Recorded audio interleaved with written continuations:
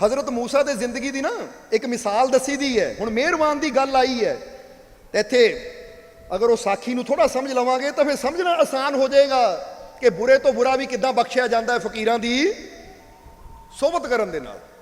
कहंदे मूसा दे प्यारे ने कहा उन्हां दे सेवादार ने कि महाराज वो तुहाडा बड़ा मजाक उड़ांदा है, हर जगह तुहाडा मजाक बनांदा फिरदा है, सो महाराज इहनूं सज़ा दिओ, करो इहदे वास्ते बददुआ। ਜਿਹੜਾ ਤੁਹਾਨੂੰ ਇਹ ਗੱਲ ਕਹੇ ਹੌਲੀ ਕਹਿਣੀ ਹੈ, ਰਾਜ ਦੀ ਗੱਲ ਹੌਲੀ ਜਣੀ। ਜਿਹੜਾ ਤੁਹਾਨੂੰ ਕਵੇ ਨਾ ਤੇਰਾ ਬੇੜਾ ਗਰਕ ਕਰ ਦੂੰ, ਤੈਨੂੰ ਤਬਾਹ ਕਰ ਦੂੰ, ਤੇਰਾ ਰਹਿਣ ਹੀ ਕੱਖ ਨਹੀਂ ਦੇਣਾ। ਕਈ ਵਾਰ ਤਾਂ ਅਸੀਂ ਇਹ ਵੀ ਗੱਲ ਕਹਿੰਦੇ ਕਿ ਜਿਹੜੇ ਕਹਿੰਦੇ ਨਾ ਰੱਬ ਨੇ ਨਰਕ ਬਣਾਏ, ਨਰਕਾਂ 'ਚ ਸਜ਼ਾ ਦਿੱਤੀ ਜਾਂਦੀ ਹੈ, ਤਾਂ ਸਾਨੂੰ ਤਾਂ ਉਹ ਵੀ ਹਾਸਾ ਆਉਂਦਾ ਹੈ ਕਈ ਵਾਰ, ਕਿਉਂਕਿ ਜਦੋਂ ਬੈਠ ਕੇ ਧਿਆਨ ਤੇ ਦੇਖੀਦਾ ਨਾ ਲੈ ਵੀ ਨਰਕਾਂ ਦੇ ਵਿੱਚ ਬੰਦੇ ਦੇ ਤਨ ਨੂੰ ਆਰਿਆਂ ਨਾਲ ਕੱਟਿਆ ਜਾਂਦਾ ਹੈ, ਜੀਭ ਵਿੱਚ ਕੈਂਚੀਆਂ ਨਾਲ ਕੱਟੀ ਜਾਂਦੀ ਹੈ, ਬੰਦੇ ਨੂੰ ਅੱਗ ਵਿੱਚ ਕੜਾਹੀ ਵਿੱਚ ਤਲਿਆ ਜਾਂਦਾ ਹੈ। ਕਮਾਲ ਦੀ ਗੱਲ ਹੈ ਜੀ। ਬੰਦਾ ਭਗਤੀ ਕਰੇ, ਬੰਦਾ ਇਬਾਦਤ ਕਰੇ, ਸਵਰਗ 'ਚ ਉਹਨੂੰ ਚਾਰ ਚਾਰ ਹੂਰਾਂ ਮਿਲਣੀਆਂ ਹੈ। ਉਹ ਭਾਈ ਇਹ ਵੀ ਦੱਸ ਦਿਓ ਔਰਤਾਂ ਨੂੰ ਕੀ ਮਿਲਣਾ ਹੈ? ਉਹਨਾਂ ਦੀ ਕੋਈ ਜ਼ਿਕਰ ਹੀ ਨਹੀਂ ਕੀਤਾ ਵਿਚਾਰੀਆਂ ਦਾ, ਕਿਉਂਕਿ ਜੇ ਉਹਨਾਂ ਨੂੰ ਕਹੀਏ ਉੱਥੇ ਚਾਰ ਚਾਰ ਫਰਿਸ਼ਤੇ ਮਿਲਣੇ ਆ ਤਾਂ ਗੱਲ ਫਿਰ ਬੰਦੇ ਨੂੰ ਜੱਚਦੀ ਨਹੀਂ ਹੈ। ਇਹ ਤਾਂ ਬੇਇੱਜ਼ਤੀ, ਔਰਤ ਨੂੰ ਚਾਰ ਫਰਿਸ਼ਤੇ, हाँ तेनू चार हूरा मिल जान ठीक है, औरत नूं कुछ भी नहीं बेचारी नूं। सो दसना की चाहते हैं, ये सिर्फ बंदे नूं भरमाण दीयां गल्लां है। मैनू अपने बाप नाल बड़ा प्यार सी, बस मैनू ये दस दिओ कि मेरे बाप की आत्मा नूं मुक्ति मिल गई है कि नहीं, क्योंकि मैं उन्हां दी अस्थियां गंगा च भी बहाईयां, जिन्हें जिस पंडित पुरोहित ने जिद्दां कहा उदां पूजा भी करा दित्ती है। पर मैनू हुण तुसीं संत हो, रब दा रूप हो, तुसीं दस सकदे हो मेरे बाप नूं मुक्ति मिली या नहीं मिली। इसलिए असीं एक गल दसी दी है कि मुरशद किहनूं कहिंदे है, गुरु दा मतलब की हुंदा है। कहानी बड़ी प्यारी है। फकीर को गया, फकीर कहंदा डरिया क्यों? कहंदा मैनूं बिल्ली बहुत डरांदी है। फकीर कहंदे दस मैं की करा? कहंदा मैनूं बिल्ली बना दिओ। फकीरां ने ऐं चुटकी बजाई तां चूहे तो बन गया बिल्ली। इसलिए ਜਿਹੜੇ सच्चे संत होंगे वो किसी का धर्म नहीं बदलाते, किसी का भेष नहीं बदलाते, वो इंसान की सोच को बदलते और वही काम ऐसी कर रहे हैं।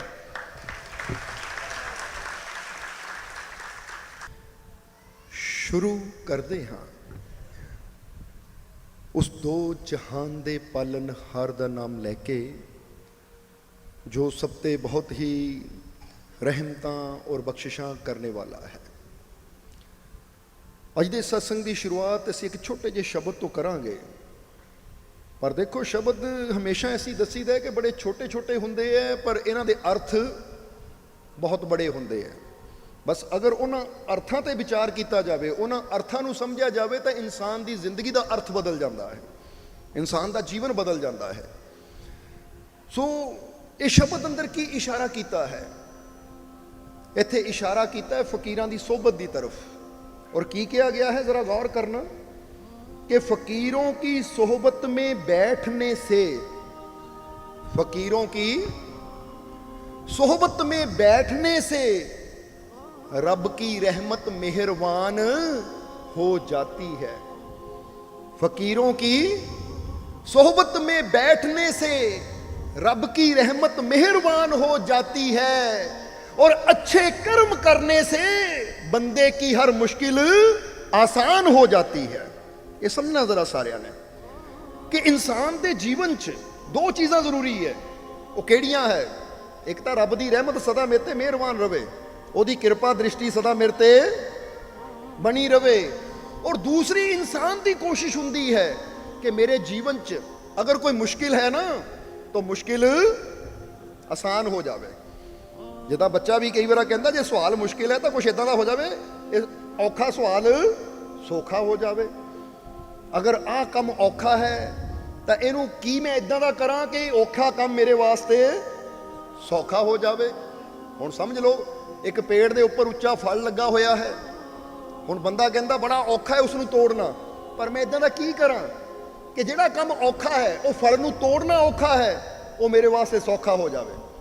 हुण फिर बंदा सोचे विचार करे, किते वो डंडा लियावे या किते वो पौड़ी लियावे जिहदे नाल कुंडी जे बना के डंडे नाल, कई बार देखते हो ना कि बांस के अगे लोहे की इदा कुंडी जे बना के उन्हां अंब तोड़े जाते सी, फल तोड़े जाते। ਹੁਣ ਜਿਹੜਾ ਫਲ ਹੱਥ ਨਾਲ ਨਹੀਂ ਤੋੜਿਆ ਜਾ ਸਕਦਾ, ਮੁਸ਼ਕਿਲ ਲੱਗਦਾ ਹੈ, ਫਿਰ ਬੰਦਾ ਰਸਤਾ ਤਲਾਸ਼ ਕਰਦਾ ਹੈ ਕਿ ਇਹ ਮੁਸ਼ਕਿਲ ਕਿਦਾਂ ਆਸਾਨ ਹੋ ਜਾਵੇ। ਸੋ ਇਸ ਲਈ ਦੱਸਿਆ ਕਿ ਹਰ ਇਨਸਾਨ ਜੀਵਨ 'ਚ ਆਸਾਨੀ ਵੀ ਚਾਹੁੰਦਾ ਹੈ, ਉਹ ਰੱਬ ਦੀ ਰਹਿਮਤ ਵੀ ਚਾਹੁੰਦੇ ਹੋ ਕਿ ਨਹੀਂ? ਤਾਂ ਹੁਣ ਇਹ ਦੋ ਚੀਜ਼ਾਂ ਬਾਰੇ ਹੀ ਇਸ ਸ਼ਬਦ ਅੰਦਰ ਇਸ਼ਾਰਾ ਕੀਤਾ ਹੈ ਕਿ ਅਗਰ ਤੂੰ ਰੱਬ ਦੀ ਰਹਿਮਤ ਚਾਹੁੰਦਾ ਹੈ ਕਿ ਉਹ ਪ੍ਰਮਾਤਮਾ ਦੀ ਰਹਿਮਤ ਤੇ ਤੇ ਮਿਹਰਬਾਨ ਹੋ ਜਾਵੇ, ਜਿੱਦਾਂ ਕਿਹਾ ਵੀ ਗਿਆ ਨਾ ਕਿ ਮਿਹਰਬਾਨ ਸਾਹਿਬ ਮੇਰਾ, ਕਹਿ ਦਿਓ ਮਿਹਰਬਾਨ। ਹੁਣ ਪ੍ਰਮਾਤਮਾ ਤਾਂ ਮਿਹਰਬਾਨ ਹੈ ਹੀ, ਉਹ ਪ੍ਰਭੂ ਤਾਂ ਮਿਹਰਬਾਨ ਹੈ ਹੀ, ਪਰ ਉਹ ਜੇ ਮਿਹਰਬਾਨ ਹੈ ਤਾਂ ਉਹਦੀ ਮਿਹਰ ਸਾਡੇ ਤੇ ਕਿੱਦਾਂ ਹੋ ਸਕਦੀ ਹੈ? ਕਿਉਂਕਿ ਉਹਦੀ ਮਿਹਰ ਨੂੰ ਪ੍ਰਾਪਤ ਕਰਨ ਵਾਸਤੇ ਸਾਨੂੰ ਵੀ ਕੁਝ ਕਦਮ ਉਠਾਣੇ ਪੈਂਦੇ ਹੈ, ਸਾਨੂੰ ਵੀ ਕੋਈ ਕਰਮ ਕਰਨੇ ਪੈਂਦੇ ਹੈ। ਬਿਨਾਂ ਕਰਮ ਕੀਤਿਆਂ ਉਹਦੀ ਮਿਹਰ, ਉਹਦੀ ਕਿਰਪਾ ਸਾਡੇ ਤੱਕ ਨਹੀਂ ਪਹੁੰਚੇਗੀ। ਇਸ ਲਈ ਸਭ ਤੋਂ ਪਹਿਲਾਂ ਦੱਸਿਆ ਕਿ ਜੇ ਤੂੰ ਚਾਹੁੰਦਾ ਹੈ ਉਹ ਰੱਬ ਦੀ ਕਿਰਪਾ, ਉਹ ਰੱਬ ਦੀ ਰਹਿਮਤ, ਉਹ ਰੱਬ ਦੀ ਮਿਹਰ ਤੇਰੇ ਤੇ ਮਿਹਰਬਾਨ ਹੋ ਜਾਵੇ, ਤਾਂ ਉਹ ਕੀ ਕਰਨਾ ਪਏਗਾ ਤੈਨੂੰ? ਕਿਹੜਾ ਸਟੈਪ ਉਠਾਣਾ ਪਏਗਾ ਤੈਨੂੰ? ਕਿਹੜਾ ਕਰਮ ਕਰਨਾ ਪਏਗਾ ਤੈਨੂੰ? ਤਾਂ ਉਹਦੇ ਬਾਰੇ ਦੱਸਿਆ ਕਿ ਫਕੀरों की सोहबत में बैठने से रब की रहमत मेहरबान कह दियो हो जाती है। कि रब दी रहमत मेहरबान कदों हुंदी है? ਜਦੋਂ ਇਨਸਾਨ ਫਕੀਰਾਂ ਦੀ ਸੋਹਬਤ ਵਿੱਚ ਬੈਠਣਾ ਸ਼ੁਰੂ ਕਰ ਦਿੰਦਾ ਹੈ। ਕਿਉਂਕਿ ਪ੍ਰਮਾਤਮਾ ਤਾਂ ਹੈ ਹੀ ਦਇਆ ਦਾ ਸਾਗਰ। ਜਿੱਦਾਂ ਅਸੀਂ ਹਜ਼ਰਤ ਮੂਸਾ ਦੇ ਜ਼ਿੰਦਗੀ ਦੀ ਨਾ ਇੱਕ ਮਿਸਾਲ ਦੱਸੀ ਦੀ ਹੈ, ਹੁਣ ਮਿਹਰਬਾਨ ਦੀ ਗੱਲ ਆਈ ਹੈ, ਤੇ ਇੱਥੇ ਅਗਰ ਉਹ ਸਾਖੀ ਨੂੰ ਥੋੜਾ ਸਮਝ ਲਵਾਂਗੇ ਤਾਂ ਫਿਰ ਸਮਝਣਾ ਆਸਾਨ ਹੋ ਜਾਏਗਾ ਕਿ ਬੁਰੇ ਤੋਂ ਬੁਰਾ ਵੀ ਕਿੱਦਾਂ ਬਖਸ਼ਿਆ ਜਾਂਦਾ ਹੈ ਫਕੀਰਾਂ ਦੀ ਸੋਹਬਤ ਕਰਨ ਦੇ ਨਾਲ। ਸੋ ਕਹਿੰਦੇ ਮੂਸਾ ਦੇ ਸਮੇਂ, ਹਜ਼ਰਤ ਮੂਸਾ ਅਲੈਹਿਸਲਾਮ ਖੁਦਾ ਦੇ ਪੈਗੰਬਰ ਸੀ, ਉਹਨਾਂ ਦੇ ਸਮੇਂ ਇੱਕ ਕਿੱਦਾਂ ਦਾ ਆਦਮੀ ਸੀ ਜਿਹੜਾ ਮੂਸਾ ਦਾ ਬੜਾ ਮਜ਼ਾਕ ਉਡਾਉਂਦਾ ਸੀ ਔਰ ਹਜ਼ਰਤ ਮੂਸਾ ਦੀ ਨਕਲ ਕਰਦਾ ਹੁੰਦਾ ਸੀ। ਕੀ ਕਰਦਾ ਹੁੰਦਾ ਸੀ? ਕਿਉਂਕਿ ਜਦੋਂ ਬੰਦਾ ਕਿਸੇ ਨਕਲ ਕਰਦਾ ਨਾ, ਉਹਨੂੰ ਚਿੜਾਉਣ ਵਾਸਤੇ, ਚਿੜਾਉਣ ਦਾ ਮਤਲਬ ਸਮਝਦੇ ਨਾ, ਉਹਨੂੰ ਦੁਖੀ ਕਰਨ ਵਾਸਤੇ। ਹੁਣ ਫਰਜ਼ ਕਰੋ ਤੁਸੀਂ ਚੱਲਦੇ ਹੋ ਤਾਂ ਅਗਲਾ ਕਹੇ ਉਹ ਦੇਖ ਦੇਖ ਐਦਾਂ ਚੱਲਦਾ ਉਹ। ਇੱਕ ਤਾਂ ਹੁੰਦਾ ਬੰਦਾ ਪਿਆਰ ਨਾਲ ਕਰਦਾ ਹੈ ਔਰ ਇੱਕ ਹੁੰਦਾ ਦੂਜੇ ਨੂੰ ਦੁਖੀ ਕਰਨ ਵਾਸਤੇ, ਗੁੱਸਾ ਚੜਾਉਣ ਵਾਸਤੇ। ਹੁਣ ਮੂਸਾ ਨੇ ਜਿੱਦਾਂ ਦੇ ਕੱਪੜੇ ਪਾਣੇ, ਜਿੱਦਾਂ ਹੱਥ 'ਚ ਡੰਡਾ ਪਕੜਨਾ, ਉਹਨੇ ਜਾਣਬੁੱਝ ਕੇ ਉੱਦਾਂ ਦਾ ਭੇਸ਼ ਬਣਾ ਕੇ ਮਜ਼ਾਕ ਉਡਾਉਣਾ ਮੂਸਾ ਦਾ, ਯਾਨੀ ਕਿਸੇ ਤਰ੍ਹਾਂ ਪਰੇਸ਼ਾਨ ਕਰਨ ਦੀ ਕੋਸ਼ਿਸ਼ ਕਰਨੀ। ਪਰ ਉਹ ਰੱਬ ਦੇ ਨਬੀ, ਕਿਉਂਕਿ ਉਹ ਫਕੀਰ ਕੀ ਜਿਹੜੇ ਕਿਸੇ ਦੇ ਚੜਾਉਣ ਨਾਲ ਚਿੜ ਜਾਣ ਜਾਂ ਕਿਸੇ ਦੇ ਗੁੱਸਾ ਦਿਲਾਉਣ ਨਾਲ ਉਹਨੂੰ ਗੁੱਸਾ ਆ ਜਾਵੇ, ਇਹਦਾ ਮਤਲਬ ਉਹ ਫਕੀਰ ਕੀ? ਫਕੀਰ ਤਾਂ ਉਹ ਤੂੰ ਜੋ ਮਰਜ਼ੀ ਕਰ, ਅਸੀਂ ਤਾਂ ਭਾਈ ਆਨੰਦ 'ਚ ਰਹਿਣਾ ਹੈ, ਤੇਰੀ ਕਰਨੀ ਦਾ ਸਾਡੇ ਤੇ ਕੋਈ, ਤੂੰ ਜੋ ਕਰਨਾ ਹੈ ਉਹ ਤੂੰ ਕਰ, ਤਾਂ ਅਸੀਂ ਜੋ ਕਰਨਾ ਹੈ ਉਹ ਅਸੀਂ ਕਰਨਾ ਹੈ। ਹੁਣ ਤੈਨੂੰ ਦੇਖ ਕੇ ਅਸੀਂ ਆਪਣੀ ਕਰਨੀ ਨੂੰ ਤਾਂ ਬਦਲ, ਇਸ ਕਰਕੇ ਤੁਹਾਨੂੰ ਵੀ ਕਹਾਂਗੇ ਆਪਣਾ ਸੁਭਾਅ ਇਦਾਂ ਦਾ ਬਣਾਓ ਤੁਸੀਂ ਵੀ ਥੋੜਾ ਜਿਹਾ। ਕਿਉਂਕਿ ਅੱਜ ਇਨਸਾਨ ਦਾ ਸੁਭਾਅ ਕੀ ਹੁੰਦਾ ਕਿ ਕੋਈ ਦੂਸਰਾ ਕਰਦਾ ਤਾਂ ਬੰਦਾ ਦੁਖੀ ਹੋ ਜਾਂਦਾ ਹੈ, ਬੰਦਾ ਕ੍ਰੋਧਿਤ ਹੋ ਜਾਂਦਾ ਹੈ, ਔਰ ਇਹ ਕ੍ਰੋਧਿਤ ਹੋ ਕੇ ਉਹਦਾ ਤਾਂ ਕੁਝ ਨਹੀਂ ਜਾਂਦਾ, ਬਲਕਿ ਉਹ ਤਾਂ ਖੁਸ਼ ਹੁੰਦਾ ਹੈ ਕਿ ਦੇਖਿਆ ਮੈਨੂੰ ਸਫਲਤਾ ਮਿਲ ਗਈ, ਮੈਂ ਇਹਨੂੰ ਗੁੱਸਾ ਚੜਾਉਣਾ ਸੀ, ਇਹਨੂੰ ਦੁੱਖ ਦੇਣਾ ਸੀ, ਆਪਣੀਆਂ ਗੱਲਾਂ ਨੇ ਇਹਨੂੰ ਦੁਖੀ ਕਰਨਾ ਸੀ, ਇਹ ਦੁਖੀ ਹੋ ਗਿਆ। ਹੁਣ ਕਿਉਂ ਉਹਨੂੰ ਜਿੱਤਣ ਦੇਣਾ ਹੈ? ਉਹ ਤੁਹਾਨੂੰ ਦੁਖੀ ਕਰਨਾ ਚਾਹੁੰਦਾ ਬੁਰਾ ਬੋਲ ਕੇ, ਤੁਸੀਂ ਹੱਸ ਕੇ ਦਿਖਾਓ ਤਾਂ ਕਿ ਉਹਦੀ ਹਾਰ ਉਦਾਂ ਹੀ ਹੋ ਜਾਵੇ ਔਰ ਤੁਹਾਡਾ ਵੀ ਕੁਝ ਵਿਗੜੇ ਨਾ। ਇਹ ਗੱਲ ਯਾਦ ਰੱਖਣਾ ਹਮੇਸ਼ਾ, ਜਿੰਨਾ ਤੁਸੀਂ ਸ਼ਾਂਤ ਰਹਿੰਦੇ ਹੋ ਨਾ ਉਨਾ ਤੁਹਾਡਾ ਨੂਰ ਵੱਧਦਾ ਹੈ, ਉਨੀ ਤੁਹਾਡੀ ਸਿਹਤ ਵੀ ਅੱਛੀ ਰਹਿੰਦੀ ਹੈ। ਨਹੀਂ ਤਾਂ ਇਹਨੂੰ ਇਦਾਂ ਸੋਚ ਕੇ ਦੇਖੋ, ਜਿੱਦਾਂ ਇਹਨੂੰ ਇੱਕ ਮਿਸਾਲ ਦੇ ਤੌਰ ਤੇ ਦੇਖੀਏ ਕਿ ਫਰਜ਼ ਕਰੋ ਤੁਹਾਡੇ ਕੋਲ ਇੱਕ ਆਲੂ ਹੈ ਜਾਂ ਇੱਕ ਸੇਬ ਹੈ, ਉਦਾਹਰਨ ਦੇ ਕੇ ਸਮਝਾਉਣ ਲੱਗੇ ਆ ਤੁਹਾਨੂੰ, ਸਮਝਦੇ ਹੋ ਕਿ ਨਹੀਂ? ਹੁਣ ਤੁਹਾਡੇ ਕੋਲ ਇੱਕ ਆਲੂ ਹੈ ਜਾਂ ਸੇਬ ਹੈ, ਹੁਣ ਕੋਈ ਤੁਹਾਨੂੰ ਗਾਲ ਕੱਢੇ ਔਰ ਤੁਸੀਂ ਆਪਣੇ ਉਹ ਆਲੂ ਨੂੰ ਜਾਂ ਸੇਬ ਨੂੰ ਅੱਗ ਦੀ ਭੱਠੀ ਵਿੱਚ ਰੱਖ ਦੇਵੋ ਥੋੜੀ ਦੇਰ ਵਾਸਤੇ, ਸਮਝਦੇ ਹੋ ਕਿ ਨਹੀਂ? ਔਰ ਫਿਰ ਉਹਨੂੰ ਕੱਢ ਲਵੋ ਔਰ ਅੱਗੇ ਚਲੇ ਜਾਵੋ, ਫਿਰ ਅੱਗੇ ਕੋਈ ਬੁਰਾ ਬੋਲਦਾ, ਫਿਰ ਉਹਨੂੰ ਆਲੂ ਨੂੰ ਭੱਠੀ ਰੱਖ ਦੇਵੋ, ਤਾਂ ਹੁੰਦਾ ਕੀ ਹੈ? ਤੁਹਾਡੇ ਹੱਥ ਜਿਹੜਾ ਆਲੂ ਹੈ ਸੜਦਾ ਉਹੀ ਹੈ, ਉਹ ਬੋਲਣ ਨਾਲ ਕੋਈ ਫਰਕ ਨਹੀਂ ਪੈਂਦਾ। ਜਾਂ ਤੁਹਾਡੇ ਹੱਥ ਸੇਬ ਹੈ, ਜਿਹਨੂੰ ਸਹੀ ਸਲਾਮਤ ਤੁਸੀਂ ਘਰ ਲੈ ਕੇ ਜਾਣਾ ਹੈ, ਪਰ ਤੁਸੀਂ ਉਹਨੂੰ ਅੱਗ ਦੀ ਭੱਠੀ 'ਚ ਰੱਖ ਦਿੰਦੇ ਹੋ, ਤਾਂ ਅੱਗ ਦੀ ਭੱਠੀ ਕਿੱਦਾਂ ਉਹਨੂੰ ਕਾਲਾ ਕਰ ਦਿੰਦੀ ਹੈ, ਕਿੱਦਾਂ ਉਹਨੂੰ ਖਰਾਬ ਕਰ ਦਿੰਦੀ ਹੈ। ਤਾਂ ਹੀ ਤਾਂ ਕਿਹਾ ਜਾਂਦਾ ਹੈ ਕਿ ਇੱਕ ਫਰੂਟ ਨੂੰ ਜਿੰਨਾ ਜ਼ਿਆਦਾ ਠੰਡੀ ਜਗ੍ਹਾ ਰੱਖਿਆ ਜਾਵੇ ਉਨੀ ਜਲਦੀ ਖਰਾਬ ਵੀ। ਇਹੀ ਫ੍ਰਿਜ ਰੱਖਦੇ ਆ ਨਾ ਭਾਈ, ਆ ਫਰੂਟ ਫ੍ਰਿਜ 'ਚ ਰੱਖ ਦਿਓ ਤਾਂ ਕਿ ਖਰਾਬ ਨਾ ਹੋਵੇ, ਔਰ ਜਿੰਨਾ ਉਹਨੂੰ ਅੱਗ ਦੇ ਕੋਲ ਰੱਖਾਂਗੇ, ਗਰਮੀ 'ਚ ਰੱਖਾਂਗੇ, ਉਨੀ ਜਲਦੀ ਖਰਾਬ ਵੀ। ਉਹ ਜ਼ਰਾ ਸੋਚ ਕੇ ਦੇਖੋ ਜੇ ਕਿਸੇ ਫਲ ਫਰੂਟ ਤੇ ਬਾਹਰਲੀ ਗਰਮੀ ਇੰਨਾ ਅਸਰ ਪਾ ਸਕਦੀ ਹੈ ਕਿ ਉਹਨੂੰ ਖਰਾਬ ਕਰ ਸਕਦੀ ਹੈ, ਤਾਂ ਜਦੋਂ ਬੰਦੇ ਦੇ ਅੰਦਰ ਗੁੱਸੇ ਦੀ ਗਰਮੀ ਆਂਦੀ ਤਾਂ ਉਹ ਬੰਦੇ ਦਾ ਕੀ ਹਾਲ ਕਰੇਗੀ? ਕਿਉਂਕਿ ਇਹ ਤਾਂ ਅੰਦਰੋਂ ਆ ਰਹੀ ਹੈ। ਇੱਕ ਗਰਮੀ ਬਾਹਰੋਂ ਜੋ ਫਰੂਟ ਨੂੰ ਖਰਾਬ ਕਰ ਦਿੰਦੀ ਹੈ, ਸਬਜ਼ੀ ਨੂੰ ਖਰਾਬ ਕਰ ਦਿੰਦੀ ਹੈ, ਪਰ ਉਹਨੂੰ ਠੰਡੀ ਜਗ੍ਹਾ ਰੱਖੋ ਤਾਂ ਉਹਦੀ ਲਾਈਫ ਵੱਧ ਜਾਂਦੀ ਹੈ। ਜਿਹੜੀ ਸਬਜ਼ੀ ਇੱਕ ਦਿਨ 'ਚ ਖਰਾਬ ਹੋਣੀ ਸੀ ਗਰਮੀ 'ਚ, ਫ੍ਰਿਜ 'ਚ ਰੱਖਣ ਨਾ 2-4 ਦਿਨ 5 ਦਿਨ ਹਫ਼ਤਾ। ਹੁਣ ਕਹਿੰਦੇ ਨਾ ਆਲੂ ਰੱਖੇ ਸੀ ਉਹ ਬੋਰੀਆਂ ਕੋਲਡ ਸਟੋਰ ਵਿੱਚ, ਮਹੀਨੇ 6-6 ਮਹੀਨੇ ਸਾਲ ਹੁੰਦੇ ਕਿ ਨਹੀਂ ਸਟੋਰ ਕੀਤੇ? ਹੋ ਜਵਾਬ ਦੇ ਦਿਓ ਸਾਨੂੰ, ਉੱਥੇ ਖਰਾਬ ਕਿਉਂ ਨਹੀਂ ਹੁੰਦੇ? ਕਿਉਂਕਿ ਠੰਡਾ ਹੈ। ਤਾਂ ਜੇ ਉਹੀ ਆਲੂਆਂ ਦੀ ਬੋਰੀ ਅਸੀਂ ਧੁੱਪੇ ਰੱਖ ਦਈਏ ਤਾਂ ਕਿੰਨੇ ਕੁ ਦਿਨ ਚਲੇਗੀ? ਸਮਝਣਾ ਜ਼ਰਾ ਸਾਰਿਆਂ ਨੇ। ਸੋ ਦੱਸਣਾ ਕੀ ਚਾਹੁੰਦੇ ਆ, ਇਹ ਇੱਥੋਂ ਪਤਾ ਇਹ ਲੱਗਦਾ ਕਿ ਜਿੰਨਾ ਜ਼ਿਆਦਾ ਤਪਦੇ ਆ, ਅਸੀਂ ਗੁੱਸਾ ਕਰਦੇ ਆ, ਕ੍ਰੋਧ ਕਰਦੇ ਆ, ਉਹ ਕਿਸੇ ਦਾ ਬੁਰਾ ਨਹੀਂ ਹੁੰਦਾ, ਬਲਕਿ ਅਸੀਂ ਆਪਣੀ ਜ਼ਿੰਦਗੀ ਨੂੰ ਆਪ ਹੀ ਸਾੜ ਕੇ ਸੁਆਹ ਕਰ ਲੈਂਦੇ ਆ, ਖਤਮ ਕਰ ਲੈਂਦੇ ਆ। ਤਾਂ ਹੀ ਅਸੀਂ ਕਈ ਵਾਰ ਦੱਸਿਆ ਕਿ ਜਿੰਨਾ ਅੰਦਰ ਚਿੰਤਾ ਕਰਦੇ ਆ, ਜਿੰਨਾ ਅੰਦਰੋਂ ਜਲਦੇ ਆ, ਜਿੰਨਾ ਅੰਦਰੋਂ ਅਸੀਂ ਗੁੱਸੇ ਨਾਲ ਭਰਦੇ ਆ ਨਾ, ਉਨਾ ਸਾਡਾ ਆਪਣਾ ਸਰੀਰ ਤੁਸੀਂ ਦੇਖ ਲੈਣਾ। ਜਿਹੜਾ ਜ਼ਿਆਦਾ ਗੁੱਸਾ ਕਰਨ ਵਾਲਾ ਫੇਸ ਨੂੰ ਦੇਖਿਓ, ਉਹਦੇ ਝੁਰੜੀਆਂ ਵੀ ਜ਼ਿਆਦਾ ਹੋਣਗੀਆਂ, ਉਹਦੇ ਸਿਰ ਦੇ ਵਾਲ ਵੀ ਜਲਦੀ ਚਿੱਟੇ ਹੋਣਗੇ, ਔਰ ਸਮੇਂ ਤੋਂ ਪਹਿਲਾਂ ਬੁਢਾਪਾ ਵੀ। ਕਿਉਂਕਿ ਉਹੀ ਹਾਲ ਹੈ ਜਿੱਦਾਂ ਗਰਮੀ ਸੇਬ ਨੂੰ ਨਾ ਐਂ ਕਰ ਦਿੰਦੀ ਹੈ। ਉਹ ਕੀ ਕਹਿ ਦਿੰਦੇ ਉਹਨੂੰ, ਇੱਕ ਸੇਬ ਹੁੰਦਾ ਬਿਲਕੁਲ ਸਖਤ ਜਿਹਾ, ਤੇ ਇੱਕ ਸੇਬ ਤੇ ਝੁਰੜੀਆਂ ਹੈਗੀਆਂ, ਬੁੱਢਾ ਜਿਹਾ ਸੇਬ ਹੈ ਨਾ, ਉਹਨੂੰ ਝੁਰੜੀਆਂ ਹੀ ਪੈ ਜਾਂਦੀਆਂ, ਉਹ ਸੇਬ ਵੀ ਬੁੱਢਾ ਹੋ ਜਾਂਦਾ ਹੈ। ਹੁਣ ਕਈ ਵਾਰੀ ਬੱਚੇ ਕਹਿ ਦਿੰਦੇ ਹੈ ਆ ਬੁੱਢਾ ਜਿਹਾ ਸੇਬ ਮੈਂ ਨਹੀਂ ਖਾਣਾ, ਨੇ ਝੁਰੜੀਆਂ ਪਈਆਂ ਹੈ, ਪਰ ਆਹ ਸੇਬ ਸਖਤ ਹੈ, ਆਹ ਸੇਬ ਪੂਰਾ ਤਰੋ ਤਾਜ਼ਾ ਦੀਦਾ ਹੈ। ਸੋ ਇਹ ਕੁਦਰਤ ਸਾਨੂੰ ਨਿਸ਼ਾਨੀਆਂ ਦਿੰਦੀ ਹੈ ਕਿ ਜੇ ਗਰਮੀ ਇਹਦਾ ਹਾਲ ਇਹ ਕਰ ਸਕਦੀ ਤਾਂ ਭਾਈ ਤੂੰ ਵੀ ਆਪਣੇ ਆਪ ਨੂੰ ਠੰਡਾ ਰੱਖ, ਤੂੰ ਵੀ ਆਪਣੇ ਆਪ ਨੂੰ ਸ਼ਾਂਤ ਰੱਖ। ਜਿੰਨਾ ਤੂੰ ਸ਼ਾਂਤ ਰਹੇਗਾ, ਠੰਡਾ ਰਹੇਗਾ, ਜਲਣਾ ਬੰਦ ਕਰੇਗਾ, ਨਫ਼ਰਤ ਕਰਨੀ ਬੰਦ ਕਰੇਗਾ, ਕ੍ਰੋਧ ਕਰਨਾ ਬੰਦ ਕਰੇਗਾ, ਉਨਾ ਹੀ ਤੇਰਾ ਜੀਵਨ ਬਿਹਤਰ ਹੁੰਦਾ ਚਲਾ ਜਾਏਗਾ। ਤਾਂ ਹੀ ਕਹਿੰਦੇ ਜਿੰਨਾ ਖੁਸ਼ ਰਹੀਏ, ਜਿੰਨਾ ਸ਼ਾਂਤ ਰਹੀਏ, ਉਨਾ ਜ਼ਿੰਦਗੀ ਅੱਛੀ ਹੁੰਦੀ। ਤਾਂ ਕ੍ਰੋਧ ਵਿੱਚ ਤਾਂ ਬਣੇ ਬਣਾਏ ਕੰਮ ਵੀ ਵਿਗੜਨੇ ਸ਼ੁਰੂ, ਚਿੰਤਾ ਵਿੱਚ ਤਾਂ ਬਣੀ ਬਣਾਈ ਗੱਲ ਵੀ ਖਤਮ ਹੋ ਜਾਂਦੀ ਹੈ। ਇਸ ਕਰਕੇ ਅਸੀਂ ਆਪਣੀ ਜ਼ਿੰਦਗੀ ਨੂੰ ਬਣਾਉਣ ਆਏ ਆ, ਆਪਣੀ ਜ਼ਿੰਦਗੀ ਨੂੰ ਵਿਗਾੜਨ ਨਹੀਂ ਆਏ, ਆਪਣੀ ਜ਼ਿੰਦਗੀ ਨੂੰ ਆਪਣੇ ਹੱਥਾਂ ਨਾਲ ਤਬਾਹ ਕਰਨ ਨਹੀਂ ਆਏ, ਬਲਕਿ ਅਸੀਂ ਇਦਾਂ ਦੀ ਜ਼ਿੰਦਗੀ ਜੀ ਕੇ ਜਾਣੀ ਹੈ ਕਿ ਆਪਣੇ ਜੀਵਨ ਨੂੰ ਹੋਰ ਬਿਹਤਰ ਬਣਾਉਣਾ ਹੈ, ਤਾਂ ਕਿ ਬੰਦਾ ਕਹੇ ਕੱਲ ਨਾਲੋਂ ਅੱਜ ਤੂੰ ਜ਼ਿਆਦਾ ਬਿਹਤਰ ਹੋ ਗਿਆ ਹੈ। ਉਹ ਕੱਲ ਤੂੰ ਇਦਾਂ ਦਾ ਸੀ, ਅੱਜ ਤਾਂ ਤੇਰੇ 'ਚ ਬਦਲਾਅ ਆ ਰਿਹਾ ਹੈ। ਔਰ ਹੌਲੀ ਹੌਲੀ ਇਹ ਬਿਹਤਰੀ ਦਾ ਬਦਲਾਵ, ਯਾਨੀ ਅੱਛਾਈ ਦਾ ਬਦਲਾਵ ਤੁਹਾਡੇ ਅੰਦਰ ਆਂਦਾ ਰਹਿਣਾ ਚਾਹੀਦਾ ਹੈ। ਹੁਣ ਦੱਸਿਆ ਹੈ ਕਿ ਜੇ ਰੱਬ ਦੀ ਰਹਿਮਤ ਮਿਹਰਬਾਨ ਹੋਣੀ ਚਾਹੀਦੀ ਹੈ ਨਾ, ਸਾਨੂੰ ਚਾਹੀਦਾ ਕਿ ਰੱਬ ਦੀ ਰਹਿਮਤ ਮੇਰੇ ਤੇ ਮਿਹਰਬਾਨ ਹੋਵੇ, ਤਾਂ ਫਿਰ ਕਹਿੰਦੇ ਫਕੀਰਾਂ ਦੀ ਸੋਬਤ ਵਿੱਚ ਆ, ਫਕੀਰਾਂ ਦੀ ਸੋਬਤ ਵਿੱਚ ਬੈਠ। ਔਰ ਜਿੱਦਾਂ ਦੱਸਿਆ ਕਿ ਫਕੀਰਾਂ ਦੀ ਸੋਬਤ 'ਚ ਬੈਠਣ ਨਾਲ ਕੀ ਹੁੰਦਾ ਹੈ, ਮਿਹਰਬਾਨ ਕਿੱਦਾਂ ਹੁੰਦੀ ਹੈ। ਆ ਜੀ ਉਹ ਕਹਾਣੀ ਤੇ ਭੁੱਲ ਤਾਂ ਨਹੀਂ ਗਏ ਮੂਸਾ ਦੀ, ਤੇ ਉਹਨਾਂ ਦੇ ਨਾਲ ਨਾ ਜਿੱਦਾਂ ਦੱਸਿਆ ਕਿ ਉਹਨੇ ਇਦਾਂ ਦਾ ਮੂਸਾ ਦਾ ਭੇਸ਼ ਬਣਾਉਣਾ ਕਿ ਹਜ਼ਰਤ ਮੂਸਾ ਨੂੰ ਗੁੱਸਾ ਚੜਾਉਣ ਦੀ ਕੋਸ਼ਿਸ਼ ਕਰਨੀ, ਤਕਲੀਫ ਦੇਣ ਦੀ ਕੋਸ਼ਿਸ਼ ਕਰਨੀ। ਕਦੀ ਉਹਨਾਂ ਵਰਗੇ ਕੱਪੜੇ ਪਾ ਲਾਣੇ, ਕਦੀ ਉਹਨਾਂ ਵਾਂਗੂ ਡੰਡਾ ਪਕੜ ਲੈਣਾ ਹੱਥ 'ਚ, ਕਦੀ ਉਹਨਾਂ ਵਰਗਾ ਭੇਸ਼ ਬਣਾ ਕੇ ਉਲਟੀਆਂ ਸਿੱਧੀਆਂ ਹਰਕਤਾਂ ਕਰਨੀਆਂ ਤਾਂ ਕਿ ਲੋਕ ਹੱਸਣ।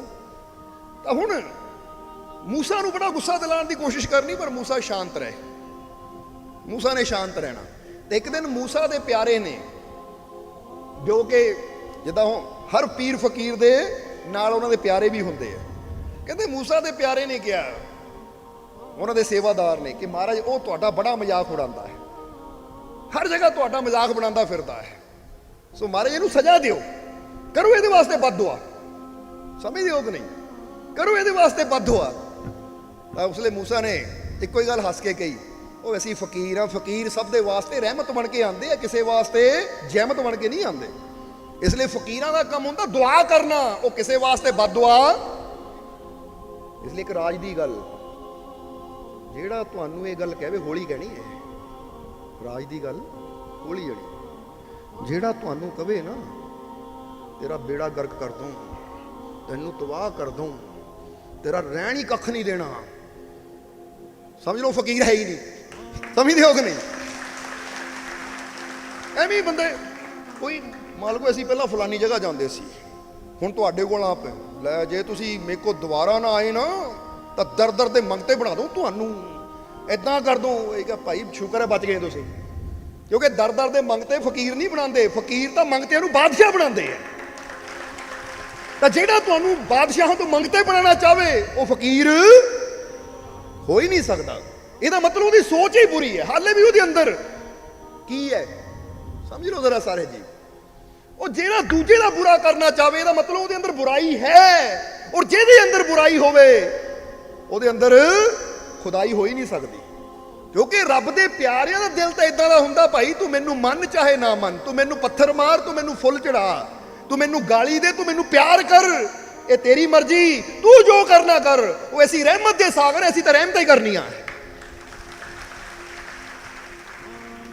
ਇੱਕ ਅੰਬ ਦੇ ਬੂਟੇ ਤੋਂ ਅੰਬ ਹੀ ਮਿਲ ਸਕਦੇ, ਗੰਡੇ ਨਹੀਂ। ਇੱਕ ਗੁਲਾਬ ਦੇ ਫੁੱਲ ਚੋਂ ਗੁਲਾਬ ਹੀ ਮਿਲਣੇ ਆ, ਮਹਿਕ ਹੀ ਮਿਲਣੀ ਹੈ ਸਾਨੂੰ। ਸਮਝਦੇ ਹੋ ਗਏ? ਉਥੋਂ ਗੋਭੀ ਨਹੀਂ ਮਿਲਣੀ। ਕਿਉਂਕਿ ਜਿਹੜੇ ਬੂਟੇ, ਜਿਹੜੀ ਜੜ ਹੀ ਮਿਠਾਸ ਵਾਲੀ ਹੋਵੇ, ਰਹਿਮਤਾਂ ਵਾਲੀ ਹੋਵੇ। ਕਿਉਂਕਿ ਰੱਬ ਨੂੰ ਕੀ ਕਿਹਾ ਗਿਆ ਹੈ, ਜਰਾ ਗੌਰ ਕਰੋ। ਹਰ ਗੁਰੂ, ਰਹਿਬਰ, ਪੀਰ, ਫਕੀਰ ਨੇ ਪ੍ਰਮਾਤਮਾ ਨੂੰ ਬਖਸ਼ਣਹਾਰ ਕਿਹਾ ਹੈ, ਦਇਆ ਦਾ ਸਾਗਰ ਕਿਹਾ ਹੈ, ਰਹਿਮਤਾਂ ਦਾ ਭੰਡਾਰ ਕਿਹਾ ਹੈ। ਬੋਲੋ ਕਿਹਾ ਹੈ ਕਿ ਨਹੀਂ? ਹੁਣ ਜਰਾ ਗੌਰ ਕਰਨਾ, ਜੋ ਰਹਿਮਤਾਂ ਦਾ ਭੰਡਾਰ ਹੈ ਔਰ ਅਸੀਂ ਉਹਦੇ ਨਾਲ ਜੁੜੇ ਹੋਏ ਆ, ਔਰ ਵਾਕਿਆ ਹੀ ਜੇ ਸਾਨੂੰ ਉਹਦੀ ਪ੍ਰਾਪਤੀ ਹੋਈ ਹੈ ਤਾਂ ਰਹਿਮਤਾਂ ਦਾ ਭੰਡਾਰ ਜਿੱਥੇ ਹੋਏਗਾ ਉੱਥੇ ਰਹਿਮਤਾਂ ਹੀ ਹੋ ਸਕਦੀਆਂ ਹੈ। ਉੱਥੇ ਕਿਸੇ ਵਾਸਤੇ ਕੋਈ ਬਦਦੁਆ, ਕਿਸੇ ਵਾਸਤੇ ਕੋਈ ਬੁਰੀ ਗੱਲ ਹੋ ਹੀ ਨਹੀਂ ਸਕਦੀ। ਤਾਂ ਜਿਹੜਾ ਕਵੇ ਬਰਬਾਦ ਕਰਦਾ, ਇਸ ਲਈ ਸਮਝ ਲਓ ਅੰਦਰ ਸ਼ੈਤਾਨ ਨਾਲ ਹੀ ਜੁੜਿਆ ਹੋਇਆ ਹੈ। ਇਹ ਬਾਹਰੋਂ ਭੇਸ਼ ਹੀ ਭਗਵਾਨ ਵਾਲਾ ਆ, ਸਮਝਦੇ ਹੋ ਕਿ ਨਹੀਂ? ਪਰ ਅੰਦਰ ਹਾਲੇ ਵੀ ਇਹਦੇ ਸ਼ੁਕਰ ਕਰੋ ਬਚ ਗਏ। ਕਿਉਂਕਿ ਕਹਿੰਦੇ ਹੈ ਬੇਕਦਰਾਂ ਦੀ ਯਾਰੀ ਨਾਲੋਂ ਤੋਬਾ ਕਰੋ ਲੱਖ ਵਾਰੀ। ਸਮਝਦੇ ਹੋ ਕਿ ਨਹੀਂ? ਜੁੜੋ ਉਹਦੇ ਨਾਲ ਜਿਹੜਾ ਤੁਹਾਡੀ ਕਦਰ ਕਰੇ, ਜਿਹੜਾ ਤੁਹਾਨੂੰ ਵਿਗੜਿਆਂ ਨੂੰ ਬਣਾਵੇ, ਜਿਹੜਾ ਤੁਹਾਨੂੰ ਰੋਂਦਿਆਂ ਨੂੰ ਹਸਾਵੇ, ਜਿਹੜਾ ਤੁਹਾਨੂੰ ਹੱਸਦਿਆਂ ਨੂੰ ਕਹੇ ਰਵਾ ਦੇਵਾਂਗੇ ਅਗਰ ਆਹ ਨਾ ਕੀਤਾ, ਅਗਰ ਸਾਨੂੰ ਨਾ ਮੰਨਿਆ, ਅਗਰ ਸਾਡਾ ਆਹ ਨਾ ਕੀਤਾ ਤੈਨੂੰ ਤਬਾਹ ਕਰ ਦੇਵਾਂਗੇ। ਭਾਈ ਇਹ ਤੋਂ ਦੂਰ ਹੀ ਰਹੋ। ਸਮਝਦੇ ਹੋ ਕਿ ਨਹੀਂ? ਔਰ ਜੋੜਨਾ ਕਿਹਦੇ ਨਾਲ ਹੈ? ਜਿਹੜਾ ਏਦਾਂ ਹੋਵੇ ਤੂੰ 100 ਗਲਤੀਆਂ ਵੀ ਕਰੇਗਾ, ਆ ਜਾ ਅਸੀਂ ਗੱਲ ਨਾਲ ਲਾਉਣ ਨੂੰ ਬੈਠੇ ਹਾਂ। ਸਮਝਦੇ ਹੋ ਕਿ ਨਹੀਂ? ਕਿਉਂਕਿ ਇਹਨੂੰ ਕਹਿੰਦੇ ਪਿਆਰ, ਇਹਨੂੰ ਕਹਿੰਦੇ ਬਖਸ਼ਣਹਾਰ। ਨਦੀ ਕਦੀ ਨਹੀਂ ਕਹਿੰਦੀ ਤੂੰ ਗੰਦਾ ਹੈ ਪਿੱਛੇ ਹੋ, ਉਹ ਕਹਿੰਦੀ ਆ ਜਾ ਜਿੰਨੀ ਮਰਜ਼ੀ ਗੰਦਗੀ ਲੈ ਕੇ, ਮੇਚੇ ਤਾਕਤ ਹੈ ਕਿ ਤੂੰ ਮੇਰੀ ਚੁੱਭੀ ਮਾਰੂੰਗਾ, ਤੈਨੂੰ ਪਵਿੱਤਰ ਕਰਕੇ ਭੇਜੂ। ਇਹ ਮਾਲਿਕ ਦੀ ਰਹਿਮਤ ਦਾ ਦਰ ਹੈ, ਬੁਰੇ ਤੋਂ ਬੁਰਾ ਵੀ ਆਏਗਾ ਪਵਿੱਤਰ ਕਰਕੇ ਭੇਜਾਂਗੇ ਉਹਨੂੰ। ਇੱਥੇ ਕਿਸੇ ਨੂੰ ਠੁਕਰਾਇਆ ਨਹੀਂ ਜਾਂਦਾ, ਇੱਥੇ ਕਿਸੇ ਨੂੰ ਧੱਕਾ ਨਹੀਂ ਦਿੱਤਾ ਜਾਂਦਾ, ਇੱਥੇ ਸਭ ਨੂੰ ਗੱਲ ਨਾਲ ਲਾਇਆ ਜਾਂਦਾ ਹੈ। ਸਮਝਦੇ ਹੋ ਕਿ ਨਹੀਂ? ਬਸ ਦਿਲ 'ਚ ਇਹੀ ਗੱਲ ਰੱਖਣੀ ਯਾਦ ਹਮੇਸ਼ਾ ਕਿ ਜਿੱਦਾਂ ਦੱਸਿਆ ਮੀਆਂ ਮੁਹੰਮਦ ਬਖਸ਼ ਜੀ ਨੇ ਕਿ ਬੇਕਦਰਾਂ ਦੀ ਯਾਰੀ ਨਾਲੋਂ ਤੋਬਾ ਕਰਾਂ ਲੱਖ ਵਾਰੀ। ਉਹ ਚੰਗਾ ਹੋਇਆ ਲੜ ਨੇੜਿਓਂ ਛੁੱਟਿਆ, ਕਿਤੇ ਉਮਰ ਨਹੀਂ ਬੀਤੀ ਸਾਰੀ। ਕਹਿੰਦੇ ਕੋਈ ਬੇਕਦਰਾ ਹੋਵੇ, ਜਿਹਨੂੰ ਕਦਰ ਨਾ ਹੋਵੇ, ਜਿਹਦੇ ਅੰਦਰ ਪਿਆਰ ਨਾ ਹੋਵੇ, ਉਹਦੇ ਨਾਲੋਂ ਨਾ ਜਲਦੀ ਜਾਰੀ ਤੋੜ ਲਓ। ਸ਼ੁਕਰ ਕਰੋ ਰੱਬ ਦਾ, ਰੋਵੋ ਨਾ ਉਹਦੇ ਪਿੱਛੇ ਕਿ ਜਿਹੜਾ ਤੁਹਾਨੂੰ ਧੋਖਾ ਦਿੰਦਾ ਹੈ ਨਾ, ਤੁਹਾਡੀ ਕਦਰ ਨਹੀਂ ਕਰਦਾ। ਰੋਵੋ ਨਾ ਉਹਦੇ ਪਿੱਛੇ, ਬਲਕਿ ਕੋਈ ਸ਼ੁਕਰ ਹੈ ਮੇਰੇ ਮਾਲਿਕ ਹੁਣੇ ਹੀ ਪਤਾ ਲੱਗ ਗਿਆ, ਜਲਦੀ ਲੜ ਛੁੱਟ ਗਿਆ। ਕਿਤੇ ਉਮਰ ਪੂਰੀ ਬੀਤ ਜਾਂਦੀ ਫਿਰ ਪਤਾ ਲੱਗਦਾ, ਤਾਂ ਫਿਰ ਤਾਂ ਪਛਤਾਵੇ ਤੋਂ ਇਲਾਵਾ ਬਚਣਾ ਹੀ। ਹੁਣ ਤਾਂ ਮੌਕਾ ਹੈ, ਪਤਾ ਲੱਗ ਗਿਆ, ਹੁਣ ਸਹੀ ਜਗ੍ਹਾ ਜੁੜ ਸਕਦਾ ਮੈਂ। ਸਮਝਦੇ ਹੋ ਕਿ ਨਹੀਂ?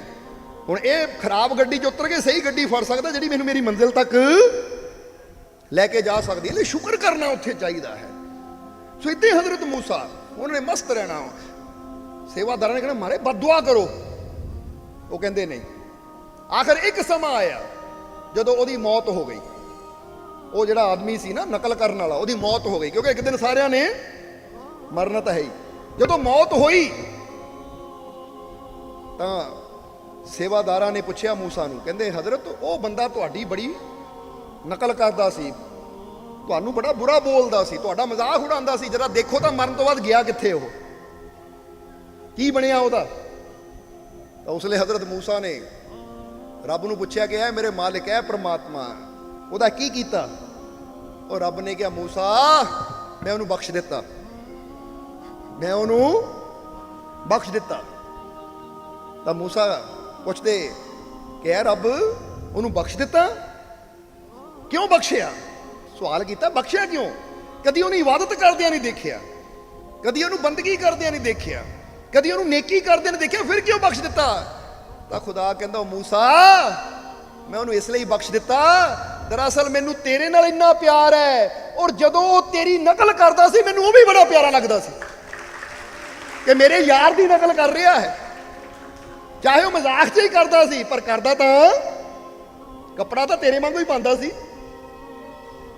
ਭੇਸ਼ ਤਾਂ ਤੇਰੇ ਵਾਲਾ ਹੀ ਬਣਾਉਂਦਾ ਸੀ।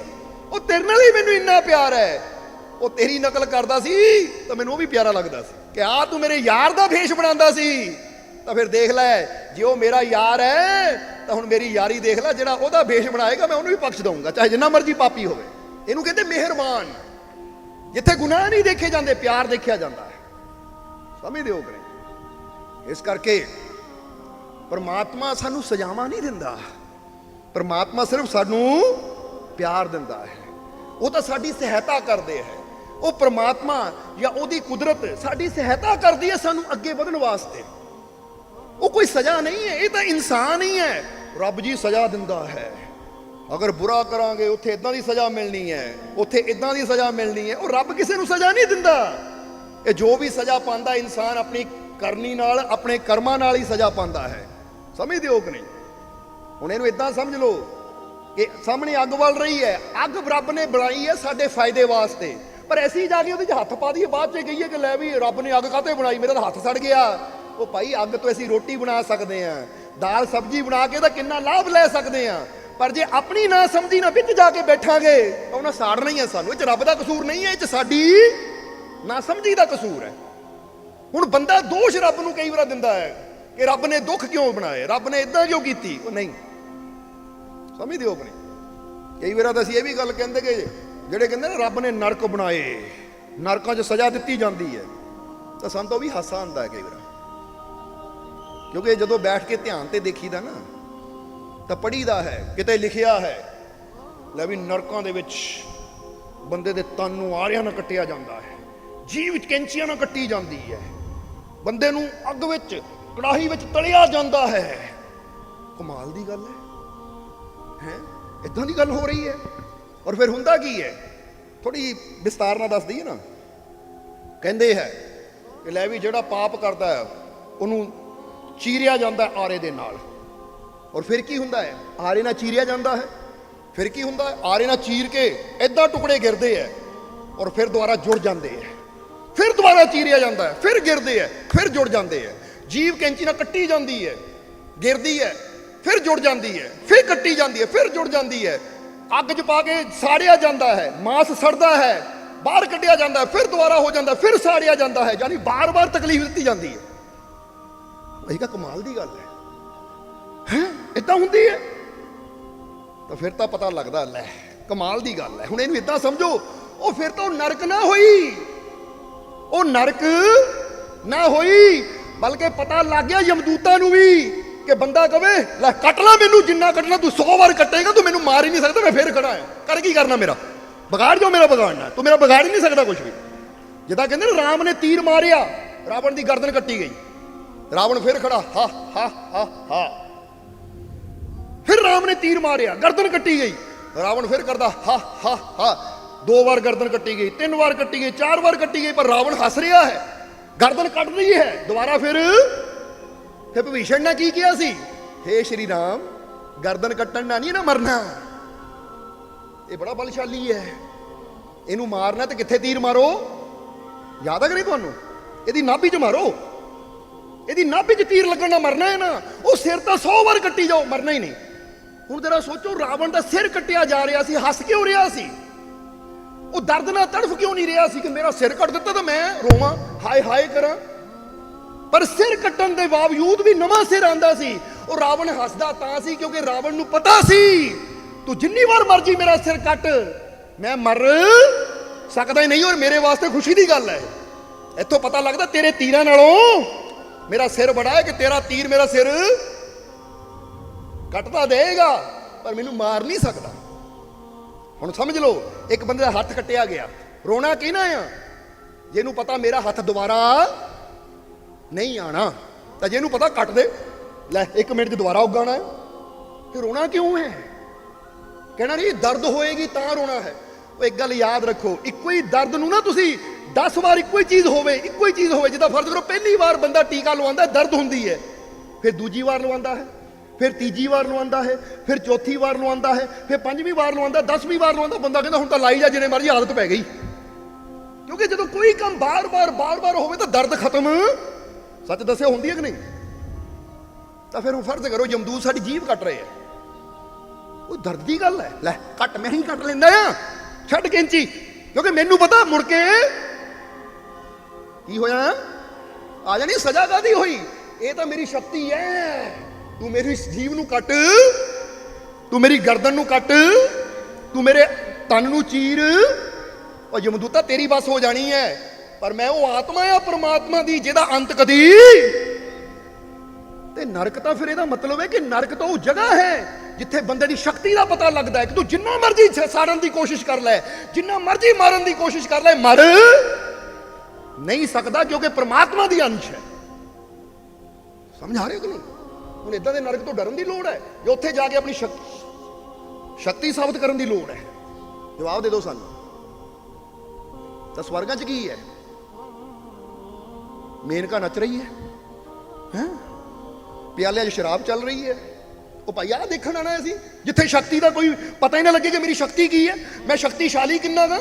ਇਹਨਾਂ ਚੰਗਾ ਨਰਕ 'ਚ ਭੇਜੋ ਤਾਂ ਕਿ ਜਮਦੂਤਾਂ ਨੂੰ ਪਤਾ ਲੱਗੇ ਕਿ ਮੈਂ ਉਹ ਤਾਕਤਵਰ ਸ਼ਕਤੀਸ਼ਾਲੀ ਆਤਮਾ ਜਿਹਦਾ ਅੰਤ ਕਦੀ। ਕਿੰਨੀ ਕੁ ਵਾਰੀ ਕੱਟੂਗੇ, ਮੈਂ ਫਿਰ ਦੁਬਾਰਾ ਖੜਾ ਹਾਂ। ਕਿੰਨੀ ਕੁ ਵਾਰੀ ਵੱਢੂਗੇ, ਮੈਂ ਫਿਰ ਦੁਬਾਰਾ, ਜਦੋਂ ਪਤਾ ਮੇਰਾ ਕੋਈ ਅੰਤ ਹੀ ਨਹੀਂ ਹੈ। ਔਰ ਇੱਕੋ ਦਰਦ ਕਿੰਨੀ ਕੁ ਵਾਰ, ਉਹ 10 ਵਾਰ 20 ਵਾਰ ਆਦਤ ਬਣ ਜਾਣੀ ਹੈ। ਫਿਰ ਤਾਂ ਬੰਦਾ ਕਹਿੰਦਾ ਤੂੰ ਛੱਡ ਆਰਾ, ਮੈਂ ਆਪੇ ਹੀ ਫੇਰ ਲੈਂਦਾ ਆ, ਫਿਰ ਦੇਖਣਾ ਮੈਂ, ਕਿਉਂਕਿ ਤੇਰੀ ਔਕਾਤ ਕੀ ਹੈ ਜੋ ਮੈਨੂੰ ਮਿਟਾ ਦੇਵੇ। ਇਹ ਸ਼ਕਤੀ ਹੈ ਬੰਦੇ ਦੇ ਅੰਦਰ, ਇਸ ਲਈ ਨਰਕਾਂ ਤੋਂ ਵੀ ਡਰਨ ਦੀ ਲੋੜ ਨਹੀਂ ਹੈ। ਹੁਣ ਇਹ ਨਾ ਸੋਚੋ ਪਾਪ ਕਰਨੇ ਸ਼ੁਰੂ ਕਰ ਦਈਏ, ਸਮਝਦੇ ਹੋ ਕਿ ਨਹੀਂ? ਅਸੀਂ ਇਹ ਨਹੀਂ ਕਹਿੰਦੇ ਕਿ ਪਾਪ ਕਰਨਾ ਸ਼ੁਰੂ ਕਰੇ, ਅਸੀਂ ਸਿਰਫ ਦੱਸ ਰਹੇ ਹਾਂ ਆ ਜਿਹੜੇ ਸਵਰਗ ਨਰਕ ਤੋਂ ਡਰ ਦਿੱਤੇ ਹੋਏ ਨਾ। ਅਗਰ ਬੰਦਾ ਥੋੜਾ ਜਿਹਾ ਆਪਣੀ ਬੁੱਧੀ ਨਾਲ ਸੋਚੇ ਤਾਂ ਨਰਕਾਂ 'ਚ ਜੋ ਵੀ ਸਜ਼ਾਵਾਂ ਹੈ ਇਹ ਡਰਾਉਣ ਵਾਲੀਆਂ ਨਹੀਂ, ਹਾਸੇ ਵਾਲੀਆਂ ਆ। ਕੀ ਆ ਯਾਰ, ਜਦੋਂ ਮਰਨਾ ਹੀ ਨਹੀਂ ਹੈ, ਜਦੋਂ ਅੰਗ ਕੋਈ ਹੀਨ ਹੀ ਨਹੀਂ ਹੋਣਾ, ਤਾਂ ਫਿਰ ਡਰਨਾ ਕੀ ਹੈ? ਸਮਝਦੇ ਹੋ ਕਿ ਨਹੀਂ? ਤੁਹਾਨੂੰ ਸਮਝ ਆ ਰਹੀ ਕਿ ਨਹੀਂ? ਹੁਣ ਹੋ ਸਕਦਾ ਕੋਈ ਸਾਡੇ ਨਾਲ ਐਗਰੀ ਨਾ ਹੋਵੇ, ਕਿਉਂਕਿ ਕੁਝ ਲੋਕ ਨਾ ਉਹ ਪੁਰਾਣੀਆਂ ਸੋਚਾਂ ਨਾਲ ਹੀ, ਨਹੀਂ ਜੀ ਨਰਕਾਂ ਤੋਂ ਡਰਨਾ ਚਾਹੀਦਾ ਹੈ। ਪਰ ਅਸੀਂ ਇੱਕ ਗੱਲ ਕਵਾਂਗੇ, ਅਸੀਂ ਕਿਉਂ ਕਹਿ ਰਹੇ ਨਰਕਾਂ ਤੋਂ ਡਰਨਾ ਨਹੀਂ ਚਾਹੀਦਾ, ਸਵਰਗਾਂ ਨਾਲ ਪਿਆਰ ਨਹੀਂ ਕਰਨਾ ਚਾਹੀਦਾ? ਕਿਉਂਕਿ ਜਦੋਂ ਬੰਦਾ ਕੋਈ ਕੰਮ ਡਰ ਨਾ ਕਰਦਾ ਹੈ, ਜਦੋਂ ਬੰਦਾ ਕੋਈ ਕੰਮ ਲੋਭ ਨਾ ਕਰਦਾ ਹੈ, ਤੇ ਇਹਦਾ ਮਤਲਬ ਉਹ ਆਪਣੇ ਰੱਬ ਦਾ ਸੱਚਾ ਆਸ਼ਿਕ ਕਦੀ ਬਣ ਹੀ ਨਹੀਂ ਸਕਦਾ। ਉਹ ਜਿਹੜੇ ਰੱਬ ਦੇ ਆਸ਼ਿਕ ਹੁੰਦੇ ਆ ਉਹ ਕਹਿੰਦੇ ਨਾ ਸਾਨੂੰ ਨਰਕਾਂ ਦਾ ਡਰ ਹੈ, ਨਾ ਹੀ ਸਾਨੂੰ ਸਵਰਗਾਂ ਦਾ ਲਾਲਚ ਹੈ। ਅਸੀਂ ਜੋ ਕਰ ਰਹੇ ਆਪਣੇ ਰੱਬ ਦੀ ਖਾਤਰ ਕਰ ਰਹੇ ਹਾਂ। ਮੇਰੇ ਮਾਲਿਕ, ਸਾਨੂੰ ਤਾਂ ਤੇਰੀ ਖੁਸ਼ੀ ਚਾਹੀਦੀ ਹੈ, ਨਾ ਸਵਰਗ ਨਾ ਨਰਕ, ਸਾਨੂੰ ਤੂੰ ਚਾਹੀਦਾ ਹੈ। ਇਹ ਆਸ਼ਿਕਾਂ ਦਾ ਰੁਤਬਾ ਹੁੰਦਾ ਹੈ, ਉਹ ਦੁੱਖਾਂ ਤੋਂ ਵੀ ਡਰਦੇ ਨਹੀਂ ਹੈ। ਸਮਝਦੇ ਹੋ ਕਿ ਨਹੀਂ? ਤਾਂ ਹੀ ਤਾਂ ਕਿਹਾ ਨਾ, ਸੁਖ ਨਾ ਮੁਝਕੋ चाहिए जो दे तुझे बुलाए, बलिहारी उस दुख के जो पल पल नाम रटाए। कि मैंने तो दुख भी वो चंगा ਜਿਹੜਾ पल पल तेरी याद दिलावे, ਉਹ ਸੁੱਖ ਨੂੰ ਵੀ ਕੀ ਕਰਨਾ ਜਿਹੜਾ ਤੈਨੂੰ ਹੀ ਭੁਲਾ ਦੇਵੇ।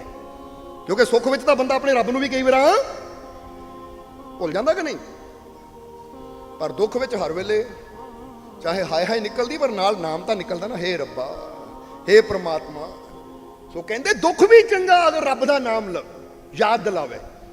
ਸੋ ਅਸੀਂ ਗੱਲ ਕਲੀਅਰ ਕਰਨਾ ਚਾਹੁੰਦੇ ਹਾਂ ਕਿ ਤੁਹਾਡੇ ਅੰਦਰ ਬਹੁਤ ਬੜੀ ਸ਼ਕਤੀ ਬੈਠੀ ਹੋਈ ਹੈ, ਤੁਹਾਨੂੰ ਕੋਈ ਮਿਟਾ ਨਹੀਂ ਸਕਦਾ, ਕੋਈ ਖਤਮ ਨਹੀਂ ਕਰ ਸਕਦਾ। ਬਸ ਆਪਣੀ ਜ਼ਿੰਦਗੀ ਨੂੰ ਅਗਰ ਸਹੀ ਦਿਸ਼ਾ ਅਸੀਂ ਦੇ ਦੇਵਾਂਗੇ ਤਾਂ ਜ਼ਿੰਦਗੀ 'ਚ ਅਸੀਂ ਬਹੁਤ ਕੁਝ ਪਾ ਸਕਦੇ ਹਾਂ, ਬਹੁਤ ਕੁਝ ਹਾਸਿਲ ਕਰ ਸਕਦੇ ਹਾਂ। ਕਿਉਂਕਿ ਬੰਦਾ ਦੁਨੀਆ ਤੇ ਸਿਰਫ ਰੋਟੀ ਖਾਣ, ਕੱਪੜਾ ਪਾਣ ਜਾਂ ਮਕਾਨ ਬਣਾਉਣ ਨਹੀਂ ਆਇਆ। ਬੰਦਾ ਇਸ ਦੁਨੀਆ ਤੇ ਬੰਦੇ ਤੋਂ ਰੱਬ ਹੋਣ ਵਾਸਤੇ ਆਇਆ ਹੈ, ਬਹੁਤ ਬੜੀ ਸ਼ਕਤੀ ਨੂੰ ਹਾਸਲ ਕਰਨ ਵਾਸਤੇ ਆਇਆ ਹੈ। ਅਗਰ ਅਸੀਂ ਸਹੀ ਦਿਸ਼ਾ ਨੂੰ ਪਕੜ ਲਈਏ ਤਾਂ ਤੁਹਾਡੀ ਜ਼ਿੰਦਗੀ ਕੁਝ ਹੋਰ ਹੋ ਸਕਦੀ ਹੈ। ਫਿਰ ਨਾ ਸਵਰਗਾਂ ਦਾ ਲਾਲਚ ਰਹਿ ਜਾਏਗਾ, ਨਾ ਨਰਕਾਂ ਦਾ ਕੋਈ। ਕਿਉਂਕਿ ਸ਼੍ਰੀ ਕ੍ਰਿਸ਼ਨ ਨੇ ਸਾਫ਼ ਕਿਹਾ ਹੈ ਕਿ ਆਤਮਾ ਨੂੰ ਨਾ ਅਸਤਰ ਸ਼ਸਤਰ ਭੇਦ ਸਕਦੇ ਹੈ, ਕੱਟ ਸਕਦੇ ਹੈ, ਨਾ ਅਗਨੀ ਸਾੜ ਸਕਦੀ ਹੈ, ਨਾ ਪਾਣੀ ਡੁਬੋ ਸਕਦਾ ਹੈ। ਤਾਂ ਹੁਣ ਨਰਕਾਂ 'ਚ ਜਾਂਦਾ ਕੌਣ ਹੈ? ਆਤਮਾ ਜਾਂਦੀ ਹੈ, ਸਰੀਰ। ਤਾਂ ਨਰਕਾਂ 'ਚ ਕੀ ਹੈ? ਅੱਗ। ਤਾਂ ਹੁਣ ਸ਼੍ਰੀ ਕ੍ਰਿਸ਼ਨ ਕੀ ਕਹਿ ਰਹੇ ਆ? ਅਗਨੀ ਆਤਮਾ ਨੂੰ ਭਾਈ ਸਜ਼ਾ ਕਿਹਨੂੰ ਦੇਣੀ? ਫਿਰ ਤੁਸੀਂ ਕਿਹਨੂੰ ਸਜ਼ਾ ਦੇਣੀ ਹੈ? ਕਿਹਨੂੰ ਕੜਾਈਆਂ 'ਚ ਤਲਣਾ ਹੈ? ਉਹ ਜੇ ਆਤਮਾ ਨੂੰ ਅੱਗ ਸਾੜ ਹੀ ਨਹੀਂ ਸਕਦੀ, ਅੱਗ ਇਹਦਾ ਕੁਝ ਵਿਗਾੜ ਹੀ ਨਹੀਂ ਸਕਦੀ, ਤਾਂ ਕਰ ਦੋ ਖੜਾ। ਕੀ ਹੋ ਜਾਏਗਾ? ਮੈਨੂੰ ਇਹ ਸਮਝਣਾ ਜ਼ਰਾ। ਅਸੀਂ ਦੱਸਣਾ ਕੀ ਚਾਹੁੰਦੇ ਹਾਂ ਕਿ ਆਪਣੇ ਅੰਦਰੋਂ ਡਰ ਖਤਮ ਕਰੀਏ, ਆਪਣੀ ਸ਼ਕਤੀ ਨੂੰ ਪਹਿਚਾਣੀਏ, ਅਸੀਂ ਆਪਣੇ ਮਾਲਿਕ ਨਾਲ ਪਿਆਰ ਕਰਨਾ ਸ਼ੁਰੂ ਕਰੀਏ। ਔਰ ਦੂਸਰੀ ਗੱਲ, ਸਵਰਗ ਔਰ ਨਰਕ ਨਾ ਇਹ ਇੱਥੇ ਹੀ ਸਭ ਕੁਝ ਚੱਲ ਰਿਹਾ। ਜਿੱਦਾਂ ਕਬੀਰ ਸਾਹਿਬ ਦੀ ਗੱਲ ਅਸੀਂ ਦੱਸੀ ਸੀ ਕਿ ਸਵਰਗ ਨਰਕ ਦਾ ਲੇਖਾ ਜੋਖਾ ਕਰਨੀ ਹੀ ਸੇ ਹੋਵੇ, ਕਹੇ ਕਬੀਰ ਆਂखें खोलो काहे जीवन खोवे। ਉਹ ਕਹਿੰਦੇ ਸਵਰਗ ਵੀ ਇੱਥੇ ਹੀ ਹੈ ਤਾਂ ਨਰਕ ਵੀ ਕੀ ਹੈ ਉਹ। ਹੁਣ ਫਰਜ਼ ਕਰੋ ਤੁਸੀਂ ਇੱਥੇ ਬੈਠੇ ਹੋ, ਅਗਰ ਤੁਸੀਂ ਕ੍ਰੋਧ ਨਾਲ ਭਰੇ ਹੋਏ ਹੋ ਤਾਂ ਤੁਸੀਂ ਨਰਕ ਵਿੱਚ ਹੋ ਕਿਉਂਕਿ ਸੜ ਰਹੇ ਹੋ, ਤਾਂ ਅਗਰ ਤੁਸੀਂ ਖੁਸ਼ ਹੋ ਆਨੰਦ ਵਿੱਚ ਹੋ ਤਾਂ ਤੁਸੀਂ ਸਵਰਗ ਵਿੱਚ ਹੋ ਕਿਉਂਕਿ ਸਵਰਗ ਵਿੱਚ ਆਨੰਦ ਹੈ। ਇਹ ਅਵਸਥਾ ਅੰਦਰ ਦੀ ਅਵਸਥਾ ਹੈ। ਅਗਰ ਅਸੀਂ ਬੁਰਾ ਕਰਮ ਕਰਦੇ ਹਾਂ, ਪਾਪ ਕਰਮ ਕਰਦੇ ਹਾਂ ਤਾਂ ਸਾਡੀ ਆਤਮਾ ਹੀ ਅੰਦਰੋਂ ਇੰਨਾ ਦੁਖੀ ਹੋ ਜਾਂਦੀ ਹੈ, ਅਸੀਂ ਅੰਦਰੋਂ ਇੰਨਾ ਵਿਚਲਿਤ ਹੋ ਜਾਂਦੇ ਹਾਂ ਕਿ ਪਲ ਪਲ ਉਹ ਸਾਨੂੰ ਦੁੱਖ ਜਿਹੜਾ ਹੈ ਨਾ, ਉਹ ਸਮਝ ਲਓ ਅਸੀਂ ਨਰਕ ਦੀ ਜ਼ਿੰਦਗੀ ਜੀ ਰਹੇ ਹਾਂ। ਤਾਂ ਜੇ ਸਾਡੀ ਆਤਮਾ ਸ਼ਾਂਤ ਹੈ, ਖੁਸ਼ ਹੈ, ਹੱਸ ਕੇ ਦਿਖਾਓ ਜ਼ਰਾ। ਅਗਰ ਦਿਲੋਂ ਹੱਸਦੇ ਹੋ ਤਾਂ ਸਮਝ ਲਓ ਸਵਰਗ ਹੈ ਤੁਹਾਡੇ ਵਾਸਤੇ, ਤੁਸੀਂ ਇਸ ਲਈ ਸਵਰਗ 'ਚ ਹੋ। ਹੁਣ ਗੁਰਬਾਣੀ ਵੀ ਕੀ ਕਹਿੰਦੀ ਹੈ, ਜੇ ਦੇਹੀ ਕੋ ਸਿਮਰ ਹੀ ਦੇਵ, ਜੇ ਦੇਹੀ ਕੋ ਸਿਮਰ ਹੀ ਦੇਵ ਸੋ ਦੇਹੀ ਭਜ ਹਰ ਕੀ ਸੇਵ। ਹੁਣ ਕਹਿੰਦੇ ਇਹ ਦੇਹੀ ਨੂੰ ਦੇਵਤਾ ਸਿਮਰਦੇ ਹੈ, ਕਿਉਂ? ਕਿਉਂਕਿ ਦੇਵਤੇ ਉੱਥੇ ਸਵਰਗ 'ਚ ਰਹਿ ਰਹੇ ਕੇ ਬੋਰ ਹੋ ਗਏ ਹੈ। ਉਹ ਕਹਿੰਦੇ ਕੀ ਇੱਥੇ ਨਾਚ ਰੰਗੀ ਦੇਖੀ ਜਾਓ, ਤਮਾਸ਼ੇ ਦੇਖੀ ਜਾਓ, ਹੂਰਾਂ ਦੇਖੀ ਜਾਓ, ਸਮਝਦੇ ਹੋ ਕਿ ਨਹੀਂ, ਆਹ ਦੇਖੀ ਜਾਓ, ਉਹ ਦੇਖੀ ਜਾਓ। ਔਰ ਬੜੀ ਹੈਰਾਨੀ ਦੀ ਗੱਲ ਹੋ ਜਾਂਦੀ ਹੈ, ਕਹਿੰਦਾ ਅੱਜ ਮਾਲਕ ਸਵਰਗ ਦੇ ਪਿੱਛੇ ਪੈ ਗਏ ਨਾ। ਪਰ ਗੱਲਾਂ ਕੀ ਕਰੀਏ ਜੀ, ਬੰਦਾ ਭਗਤੀ ਕਰੇ, ਬੰਦਾ ਇਬਾਦਤ ਕਰੇ, ਸਵਰਗ 'ਚ ਉਹਨੂੰ 4-4 ਹੂਰਾਂ ਮਿਲਣੀਆਂ ਹੈ। ਉਹ ਭਾਈ ਇਹ ਵੀ ਦੱਸ ਦਿਓ ਔਰਤਾਂ ਨੂੰ ਕੀ ਮਿਲਣਾ ਹੈ? ਉਹਨਾਂ ਦੀ ਕੋਈ ਜ਼ਿਕਰ ਹੀ ਨਹੀਂ ਕੀਤਾ ਵਿਚਾਰੀਆਂ ਦਾ, ਕਿਉਂਕਿ ਜੇ ਉਹਨਾਂ ਨੂੰ ਕਹੀਏ ਉੱਥੇ 4-4 ਫਰਿਸ਼ਤੇ ਮਿਲਣੇ ਆ ਤਾਂ ਗੱਲ ਫਿਰ ਬੰਦੇ ਨੂੰ ਜੱਚਦੀ ਨਹੀਂ ਹੈ। ਇਹ ਤਾਂ ਬੇਇੱਜ਼ਤੀ, ਔਰਤ ਨੂੰ 4 ਫਰਿਸ਼ਤੇ, ਹਾਂ ਤੈਨੂੰ 4 ਹੂਰਾਂ ਮਿਲ ਜਾਣ ਠੀਕ ਹੈ, ਔਰਤ ਨੂੰ ਕੁਝ ਵੀ ਨਹੀਂ ਵਿਚਾਰੀ ਨੂੰ। ਸੋ ਦੱਸਣਾ ਕੀ ਚਾਹੁੰਦੇ ਆ, ਇਹ ਸਿਰਫ ਬੰਦੇ ਨੂੰ ਭਰਮਾਉਣ ਦੀਆਂ ਗੱਲਾਂ ਹੈ। ਜੋ ਅਸੀਂ ਕਰਨਾ ਹੈ ਨਾ ਜੀਂਦੇ ਜੀ ਇੱਥੇ ਇੱਥੇ ਹੀ। ਤਾਂ ਹੀ ਜੇ ਕਹੋ ਨਾ ਮਰਨ ਤੋਂ ਬਾਅਦ ਉੱਥੇ ਸਵਰਗ, ਭਾਈ ਦਿਖਾ ਕੀ ਹੈ। ਹਾਂ ਅੱਛਾ ਕਰਮ ਕਰ। ਅਸੀਂ ਇਹ ਕਹਿ ਸਕਦੇ ਹਾਂ ਕਿ ਆਤਮਾ ਪਰਮਾਤਮਾ 'ਚ ਲੀਨ ਹੁੰਦੀ, ਜਿੱਦਾਂ ਗੁਰੂ ਰਹਿਬਰ ਕਹਿੰਦੇ ਨਾ, ਜੋਤੀ ਜੋਤ ਸਮਾਏ। ਉਹ ਕਰਮ ਕਰਕੇ ਤੇਰੀ ਇਹ ਆਤਮਾ ਰੂਪੀ ਜੋਤ ਨਿਕਲੇ, ਇਹ ਬੂੰਦ ਨਿਕਲੇ ਤਾਂ ਸਾਗਰ ਦੇ ਅੰਦਰ ਲੀਨ ਹੋ ਜਾਵੇ। ਉਹ ਕਰਮ ਕਰ। ਔਰ ਇਹਦੇ ਵਾਸਤੇ ਜੀਂਦੇ ਜੀ ਅਗਰ ਤੇਰਾ ਮਨ ਸ਼ਾਂਤ ਹੈ, ਖੁਸ਼ ਹੈ, ਤਾਂ ਹੀ ਕਹਿੰਦੇ ਮੋਕਸ਼ ਦੀ ਗੱਲ। ਮਹਾਤਮਾ ਬੁੱਧ ਨੇ ਮੋਕਸ਼ ਦੀ ਗੱਲ ਕੀਤੀ, ਨਰਕਾਂ ਦੀ ਗੱਲ ਨਹੀਂ ਕੀਤੀ। ਸਮਝਣਾ ਜ਼ਰਾ, ਕਬੀਰ ਸਾਹਿਬ ਨੇ ਮੋਕਸ਼ ਦੀ ਗੱਲ ਕੀਤੀ, ਨਰਕਾਂ ਦੀ ਗੱਲ ਨਹੀਂ ਕੀਤੀ। ਹੁਣ ਜਿਨ੍ਹਾਂ ਨੇ ਵੀ ਉਸ ਮੰਜ਼ਿਲ ਨੂੰ ਪਾਇਆ ਉਹਨਾਂ ਨੇ ਮੋਕਸ਼ ਦੀ ਗੱਲ ਕੀਤੀ ਹੈ, ਨਰਕਾਂ ਦੀ ਗੱਲ ਕਿਹਨਾਂ ਨੇ ਕੀਤੀ? ਪੰਡਤਾਂ ਪੁਰੋਹਿਤਾਂ ਨੇ, ਮੁੱਲਾ ਕਾਜ਼ੀਆਂ ਨੇ। ਇਹ ਸਮਝਣਾ ਜ਼ਰਾ ਸਾਰਿਆਂ ਨੇ। ਪਰ ਜਿਨ੍ਹਾਂ ਨੇ ਉਸ ਮੰਜ਼ਿਲ ਨੂੰ ਪਾਇਆ ਹੈ, ਕਿਉਂਕਿ ਉਹਨਾਂ ਨੂੰ ਪਤਾ ਕਿ ਪ੍ਰਮਾਤਮਾ ਇੰਨਾ ਦਿਆਲ ਹੈ, ਉਹ ਇੰਨਾ ਕਿਰਪਾਲ ਹੈ, ਉਹ ਕਿਸੇ ਨੂੰ ਅੱਗ 'ਚ ਸੜਦਾ।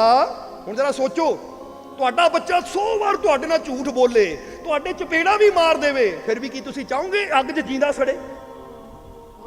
ਜੇ ਤੁਹਾਡੇ ਮਨ 'ਚ ਕਦੀ ਇਦਾਂ ਨਹੀਂ ਆਇਆ ਕਿ ਮੇਰੇ ਬੇਟੇ ਨੇ ਗਾਲਾਂ ਵੀ ਕੱਢੀਆਂ, ਮੈਨੂੰ ਚਪੇੜਾ ਵੀ ਮਾਰ ਦਿੱਤੀਆਂ, ਬੁਰਾ ਵੀ ਬੋਲਿਆ, ਪਰ ਮੈਂ ਨਹੀਂ ਚਾਹੁੰਦਾ ਮੇਰਾ ਬੇਟਾ ਇਹਨੂੰ ਜੀਂਦੇ ਨੂੰ ਕੋਈ ਅੱਗ 'ਚ ਸਾੜੇ, ਨਹੀਂ, ਮੈਂ ਫਿਰ ਵੀ ਕਹਿਣਾ ਰੱਬ ਤੇਰਾ ਤਾਂ ਪਰਮਾਤਮਾ ਕੋਈ ਇੰਨਾ ਨਿਸ਼ਠੁਰ ਹੈ। ਅਸੀਂ ਪਰਮ ਪਿਤਾ ਕਹਿੰਦੇ ਉਸ ਨੂੰ। ਸੋ ਪਰਮਾਤਮਾ ਦਇਆ ਦਾ ਸਾਗਰ ਹੈ, ਉਹ ਮਿਹਰਬਾਨ ਹੈ।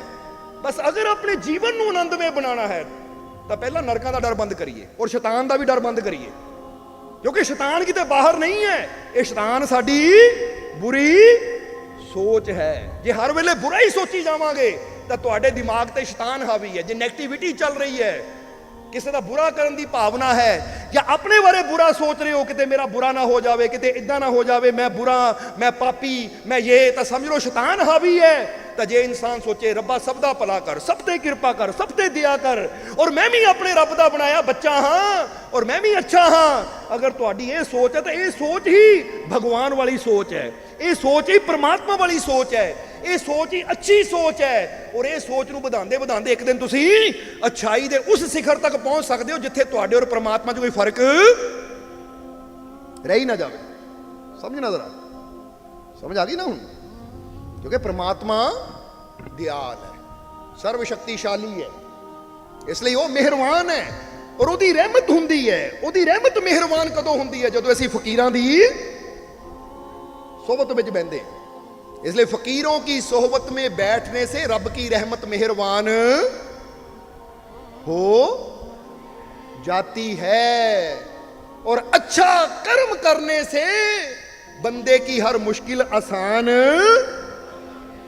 और जे चाहते हैं जीवन च मुश्किल आसान हो, क्योंकि फकीरां दी सोहबत विच बह के ये गल समझ आती है कि अगर अच्छाई दे मार्ग ते चलांगे, अच्छा कर्म करांगे तो साडी मुश्किल आसान होनी शुरू हो जाएगी। क्योंकि एक गल याद रखना, ये लाइन बड़ी प्यारी है, कि जब आप दूसरों का दुख दर्द महसूस करना शुरू कर देते हो तो ईश्वर आपका दुख दर्द महसूस करना शुरू कर देता है। और जब आप दूसरों का दुख दर्द दूर करना शुरू कर देते हो तब ईश्वर आपका दुख दर्द दूर करना शुरू कर देता है। देखो कितनी प्यारी गल है। कहते जदों साडा जीवन इदां दा बन जावे ना कि असीं दूजे दा दुख महसूस करते हैं कि हाँ दुखी है, और रब्बा इनू तंदुरुस्ती दे, ਇਹਦਾ दुख दूर कर दे। क्योंकि जो किसी का दुख असीं महसूस करते हैं कि ਇਹਦੀ किन्नी पीड़ा है, और फिर असीं जो असीं महसूस करते तो समझ लो रब साडे दुखों को महसूस करना शुरू कर दिंदा। क्योंकि जो असीं दूजे नाल करना है वो रब ने साडे नाल करना है। समझदे हो कि नहीं? जिद्दां श्री कृष्ण का वचन दस्सिया सी ना कि आप जो बांटोगे वही आपको कई गुना होकर वापस मिलेगा, फिर चाहे वो धन हो, अन्न हो, सम्मान हो, अपमान हो, नफरत हो या प्यार। वो कहते जो तुसी दूजियां नूं वंडना है तुहानूं ओही कई गुना होके वापस मिलना है। जे तुसी धन वंडदे हो, नेक पासे लांदे हो, धन दी विच बरकत आनी शुरू हो जाती है। अन्न दिंदे हो तो अन्न विच बरकत शुरू हो जाती है। अगर तुसी दूजियां नूं नफरत वंडदे हो तो तुहानूं अग्गों कई गुना होके नफरत ही मिलती है। अगर तुसी दूजियां नूं प्यार वंडदे हो तो तुहानूं कई गुना होके प्यार मिलता है। अगर तुसी किसी का अपमान करते हो तो अग्गों कई गुना होके अपमान मिलता है। और अगर तुसी किसी का सन्मान करते हो, किसी नूं इज्जत दिंदे हो तो अग्गों तुहानूं कई गुना। हुण ये तुहाडे ते तुसी अपने वास्ते जो चाहते हो ना वो दूजे नूं देना शुरू करो। क्योंकि जो असीं अपने वास्ते चाहते हैं जो दूजियां नूं देना शुरू कर देंगे तो वो चीज़ सानूं मिलनी। हुण जे असीं सोचीए मैनूं इज्जत चाहिदी है पर मैं दूजे दा अपमान करना है, मेरी तारीफ होवे पर मैं दूजे दी निंदा करनी तो कदी हो। और एक गल याद रखो, जो तुसी किसी दी निंदा करोगे ना, किसी दी बुराई करोगे तो अगले ने तुहाडी जिन्ना तुसी किया ना उहदे नालों 4 गुना ज़्यादा करने की कोशिश करनी, वाधू गल्लां ला के करनी। जे तुसी किसी नूं कहोगे ना तैनूं पता फलाना बंदा इदां दा सी, जे ये गल उहदे तक पहुंच गई ना तो उन्हें तुहाडे बारे 10 गल्लां वाधू ला के दसनियां कि लै फिर आजा मेरे को भी सुन ला उहदे बारे तो, वो इदां है, वो उदां आ, वो इदां सी, वो उदां सी। इसलिए तुसी किसी दे राज खोलो तो अगले तुहाडे राज 10 गल्लां ला के खोलने शुरू कर देने हैं। तां ही तो चाणक्य ने एक गल बड़ी प्यारी कही सी। वो चाणक्य कहंदे अगर जिंदगी च खुश रहना है ना, इज्जत बनाई रखनी है तो अपने राज कदी किसी नूं ना दस, चाहे तेरा कोई सगा होवे, चाहे जिन्ना मर्जी गहरा मित्र होवे, तेरा राज तेरे कोल ही रहे बस। कहंदे राज गया नहीं तो जदों मित्रता शत्रुता विच बदली तो उन्हें ही तेरी बदनामी कर देनी है। इसलिए ये सच्चाई है जिंदगी दी कि जो असीं वंडदे हां वो कई गुना होके सानूं कह दिओ। जे तुहानूं प्यार चाहिए तो फिर की वंडना चाहिए है, जे तुहानूं सन्मान चाहिए तो की वंडना चाहिए है। फिर किसी का अपमान ना करो। किसी को घूरी वट के देखना भी अपमान है, उन्हें भी तुहानूं अगे उद्दां ही देखना है। तो किसी को स्माइल दे के बुलाना ना, अगला भी तुहानूं स्माइल दे के बुलाएगा। इसलिए ये याद रखना कि श्री कृष्ण की गल फिर दोहरावांगे कि जो बांटोगे वही आपको कई गुना होकर वापस मिलेगा। फिर चाहे वो धन हो, अन्न हो, धन का पता ही हो, कहते धन नूं वंडांगे, नेक पासे लावांगे तो कई गुना होके आएगा। किसी भुखे नूं खाना खिलावांगे, अन्न का दान करांगे तो कई गुना होके मिलेगा। सन्मान देवांगे, सन्मान, अपमान देवांगे, अपमान, प्यार देवांगे, प्यार, नफरत देवांगे, धोखा देवांगे, खुशी देवांगे। हुण जोड़ते चले जाओ, वफा देवांगे, जोड़ते चले जाओ, जोड़ते चले जाओ। की कित्थे तक तुसीं अपनी सोच नूं लिजा सकदे। इस करके हुण ये सोच लो कि मैं जीवन च जे खुशी चाहता हाँ, कामयाबी चाहता तो अच्छा कर्म करना शुरू करा। और यही चीज़ इत्थे दसी जा रही कि जब आप दूसरे के दुख दर्द महसूस करना शुरू कर देते हो तो ईश्वर आपका दुख दर्द महसूस करना शुरू कर देता है। जब आप दूसरों के दुख दूर करने में लग जाते हो तो ईश्वर आपके दुख दूर करने में लग जाता है। जदों असीं दूजे की हेल्प करते हैं तो पूरी कुदरत साडी हेल्प करना शुरू। क्योंकि एक तुसी बंदे दी कर रहे हो, जरा सोचो तुहानूं किन्ने गुना फायदा होना है। तुसी एक दी हेल्प कर रहे हो, तुसी ये बंदे का दुख दूर करने की कोशिश करते हो, रब तुहाडा दुख दूर करने की कोशिश करता है।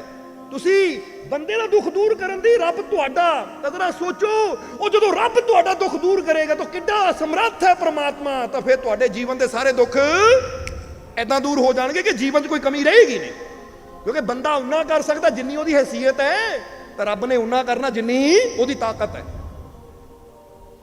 ਹੁਣ ਇਹਨੂੰ ਉਲਟਾ भी समझ लो कि जब आप दूसरे को दुख देना शुरू कर देते हो तो भगवान आपको कह रहे हो, क्योंकि बीज रहे हैं दुख तो मिलना भी दुख ही है।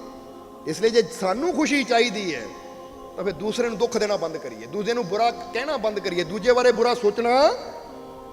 ये गल याद रखना कि जे असीं दूजे की कामयाबी में रुकावट खड़ी करते हैं तो सानू कामयाबी कदी मिल ही नहीं सकती। और जे असीं दूजे नूं हथ फड़ के कामयाब करने की कोशिश करते हैं तो कुदरत सानू उस तो भी ज्यादा अगे लैके जाएगी। ये नियम है कुदरत का। इसलिए अज तो कोशिश करनी है वो कर्म करिए कि सब दे वास्ते अरदास, सब दे वास्ते दुआ, सब दा भला करने की कोशिश करिए। किसी वास्ते नफरत बैर की भावना अपने अंदर रखिए ना। इत्थे सानू कबीर साहब के जीवन की एक साखी याद आ गई बड़ी प्यारी। कबीर साहब ਨੂੰ एक दिन ना एक नौजवान, क्योंकि ਤੁਹਾਨੂੰ पता कबीर साहब काशी नगरी च ਰਹਿੰਦੇ ਸੀ और वो एक धार्मिक स्थल है जिथे लोग आके ਰਹਿੰਦੇ ਸੀ ਤਾਂ ਕਿ ਇੱਥੇ ਮਰਨ ਨਾਲ ਸਾਨੂੰ स्वर्ग मिलेगा। समझना जरा। ਹੁਣ ਕਹਿੰਦੇ कबीर साहब एक दिन तुरे जा रहे हैं, ਉਹਨਾਂ ਨਾਲ ਉਹਨਾਂ ਦੇ ਪਿਆਰੇ, ਤਾਂ ਇੱਕ ਨੌਜਵਾਨ ਦੌੜਾ ਦੌੜਾ ਆਇਆ और आके कबीर साहब अगे हाथ जोड़ के कर गया, हे महात्मा कबीर, ਤੁਹਾਡਾ बहुत नाम सुनिया, ਅੱਜ ਪਹਿਲੀ ਵਾਰ ਤੁਹਾਡੇ दर्शन कर रहा है कि मैं फलाने गांव का हाँ, मेरे बाप की मौत हो गई सी, मैं ਉਹਦੀਆਂ ਅਸਥੀਆਂ ਨੂੰ ਇੱਥੇ ਗੰਗਾ 'ਚ ਬਹਾਉਣ ਵਾਸਤੇ ਲਿਆਇਆ ਸੀ। ਸੋ ਮਹਾਰਾਜ ਮੈਂ ਤੁਹਾਡੇ ਕੋਲੇ ਪੁੱਛਣਾ ਚਾਹੁੰਦਾ ਹਾਂ ਕਿ ਮੈਨੂੰ ਆਪਣੇ ਬਾਪ ਨਾਲ ਬੜਾ ਪਿਆਰ ਸੀ, ਮੈਨੂੰ ਆਪਣੇ ਬਾਪ ਨਾਲ ਬੜਾ ਪਿਆਰ ਸੀ, ਬਸ ਮੈਨੂੰ ਇਹ ਦੱਸ ਦਿਓ ਕਿ ਮੇਰੇ ਬਾਪ ਦੀ ਆਤਮਾ ਨੂੰ ਮੁਕਤੀ ਮਿਲ ਗਈ ਹੈ ਕਿ ਨਹੀਂ, ਕਿਉਂਕਿ ਮੈਂ ਉਹਨਾਂ ਦੀ ਅਸਥੀਆਂ ਗੰਗਾ 'ਚ ਵੀ ਬਹਾਈਆਂ, ਜਿਹਨੇ ਜਿਸ ਪੰਡਿਤ ਪੁਰੋਹਿਤ ਨੇ ਜਿੱਦਾਂ ਕਿਹਾ ਉੱਦਾਂ ਪੂਜਾ ਵੀ करा दी है, पर मैनू हुण तुसी संत हो, रब दा रूप हो, तुसी दस सकते हो मेरे बाप नूं मुक्ति मिली या नहीं मिली। तो कबीर साहब ने बड़ी प्यारी गल कही, जदों उन्हें कहा ना मैं पूजा भी की, मैं आ भी किया, बाप की खातर वो भी किया, वो कबीर साहब कहते मैनू ये ना दस बेटा कि तू अपने बाप की मुक्ति की खातर की किया, मैनू ये दस तेरा बाप की करता सी जींदे जी, क्योंकि मुक्ति ये नहीं मिलती कि औलाद की करती है, मुक्ति ये मिलती है कि जिन्होंने मुक्ति चाहिए बाप खुद की करता है। हुण जे सोचो बाप सिमरन करे ना, बंदगी करे ना, अच्छाई करे ना, तो औलाद बाद चो कवे गंगा च अस तार दईए, पूजा कर दईए, ये कर दिए, बाप नूं मुक्ति मिल जाएगी। तो कबीर साहब ने बड़ी गहरी और साफ स्पष्ट गल अपनी वाणी अंदर दसी है कि अस्त चुगे गंगा बहाए, पूजा लाख कराए, कहे कबीर बिन शुभ कर्म मुक्ति कबू ना पाए। देखो कितनी बड़ी गल कही कबीर साहब। वो कहते ये ना दस तेरे बाप ने की तू की कीता ओदी मुक्ति की खातर, किन्ने मंत्र पढ़ाए, किन्नियां पूजा कराइयां, अस्त किथे तारे, छड्ड ये दस तेरे बाप ने की कीता। वो की करदा सी, जो शराबी सी, कबाबी सी, झूठा सी, ठग सी, तो बेटा तू चाहे अस्त गंगा च पा, चाहे जिन्नियां मर्जी पूजा करा, मुक्ति। और संत दादू ने भी किया है, देखो दादू की बाणी कि पंडित कहे मैं मुक्ति दूं, पढ़ू मंत्र दिन रात। जरा गौर करना, आवाज आ रही है सारे नू पिछे तक, तो समझ लेना जरा। और ये गल सिर्फ कबीर साहब ने नहीं कही, कबीर साहब अपने ढंग नाल दसदे कि अस्त चुगे गंगा बहाए, अस्त चुगे गंगा बहाए, पूजा लाख कराए, कहे कबीर बिन शुभ कर्म मुक्ति कबू ना। कबीर साहब कहते चाहे गंगा च बहा, चाहे बाद चो जिन्ने मर्जी मरन तो बाद मंत्र पा, पर जे जींदे जी तू शुभ कर्म नहीं करेगा तो तेनू कदी मुक्ति। हाँ बेटा तू पूजा कर रहा है, तू मंत्र जप रहा है, तू सिमरन कर रहा है, तो इन्ना कह सकते तेरे बाप का तो नहीं, तेनू मुक्ति जरूर मिलेगी क्योंकि तू नेकी कर रहा है। समझ दियो इसलिए जो करना अपने आप नू अच्छा बना के असी कर सकते हैं, खुद नेकी करके ही असी मुक्त हो सकते हैं। और संत दादू ने भी ये लाइन ते की किया है, यानी ये बारे की किया है, वो कहते पंडित कहे मैं मुक्ति दूं, पढ़ू मंत्र दिन रात। ਉਹ ਕਹਿੰਦੇ ਜੇ ਕੋਈ ਤੁਹਾਨੂੰ ਕਹੇ ਨਾ ਫਿਕਰ ਨਾ ਕਰ, ਤੇਰਾ ਡੈਡੀ ਮਰ ਗਿਆ, ਤੇਰੀ ਮੰਮੀ ਮਰ ਗਈ, ਮੈਂ ਦਿਨ ਰਾਤ ਮੰਤਰ ਪੜ੍ਹ ਕੇ ਮੁਕਤੀ ਦੇ ਦੂੰ ਉਹਨੂੰ, ਤਾਂ ਕਹਿੰਦੇ ਕੀ ਕਹਿੰਦੇ ਸੰਤ ਦਾਦੂ, ਪੰਡਿਤ ਕਹੇ ਮੈਂ ਮੁਕਤੀ ਦੂੰ, ਪੜੂ ਮੰਤਰ ਦਿਨ ਰਾਤ, ਬਿਨ ਸਿਮਰਨ ਨਾ ਮੁਕਤ ਨਰ, ਝੂਠੀ ਪਾਂਡੇ ਕੀ ਬਾਤ। ਉਹ ਦਾਦੂ ਕਹਿੰਦੇ ਬਿਨਾ ਸਿਮਰਨ ਤੋਂ, ਬਿਨਾ ਬੰਦਗੀ ਤੋਂ ਕਦੀ ਇਨਸਾਨ ਨੂੰ ਮੁਕਤੀ, ਇਹ ਪੰਡਤ ਦੀ ਬਾਤ ਹੀ ਝੂਠੀ ਹੈ, ਇਸ ਲਈ ਝੂਠ ਦੇ ਮਗਰ ਨਾ ਲੱਗ। ਜੋ ਕਰਨਾ ਜੀਂਦੇ ਜੀ, ਜੇ ਹੁਣ ਤੁਸੀਂ ਸਿਮਰਨ ਕਰ ਲੈਣਾ, ਹੁਣ ਤੁਸੀਂ ਇਹਨਾਂ ਹੱਥਾਂ ਨਾਲ ਨੇਕੀ ਕਰ ਲੈਣੀ ਨਾ, ਤਾਂ ਬਾਅਦ ਚੋਂ ਕੋਈ ਤੁਹਾਡੇ ਅਸਤ ਗੰਗਾ 'ਚ ਨਾ ਵੀ ਲੈ ਕੇ ਜਾਵੇ, ਬਾਅਦ ਚੋਂ ਕੋਈ ਤੁਹਾਡੇ ਨਾਂ ਦੀ ਪੂਜਾ ਪਾਠ ਨਾ ਵੀ ਕਰੇ, ਅਗਰ ਹੁਣ ਤੁਸੀਂ ਆਪਣੇ ਜੀਂਦੇ ਜੀ ਅੱਛਾ ਕਰ ਗਏ ਤਾਂ ਤੁਹਾਡੀ ਇਸ ਅੱਛਾਈ ਨੇ ਤੁਹਾਨੂੰ ਮੁਕਤੀ ਤੱਕ ਲੈ ਜਾਣਾ ਹੈ। ਫਿਰ ਬਾਅਦ ਚੋਂ ਕੋਈ ਹੋਵੇ ਚਾਹੇ ਨਾ ਹੋਵੇ। ਤਾਂ ਜੀਂਦੇ ਜੀ ਚੋਰੀਆਂ ਕਰੀ ਜਾਈਏ, ਠੱਗੀਆਂ ਕਰੀ ਜਾਈਏ, ਹੇਰਾ ਫੇਰੀਆਂ ਕਰੀ ਜਾਈਏ, ਨਫ਼ਰਤ ਕਰੀ ਜਾਈਏ, ਤਾਂ ਬਾਅਦ ਚੋਂ ਕਹਦੀ ਬੱਚੋ ਮਰਨ ਤੋਂ ਬਾਅਦ ਨਾ ਇਦਾਂ ਕਰਿਓ, ਆਹ ਕਰ ਦਿਓ, ਫਿਰ ਮੁਕਤੀ ਹੀ। ਉਹ ਕਹਿੰਦੇ ਝੂਠੀਆਂ ਗੱਲਾਂ ਹੈ, ਇਹਲੇ ਦੁੱਖਾਂ ਤੋਂ ਮੁਕਤੀ ਕਦੋਂ ਮਿਲਣੀ ਹੈ? ਅੱਛਾਈ ਕਰਨ ਦੇ ਨਾਲ।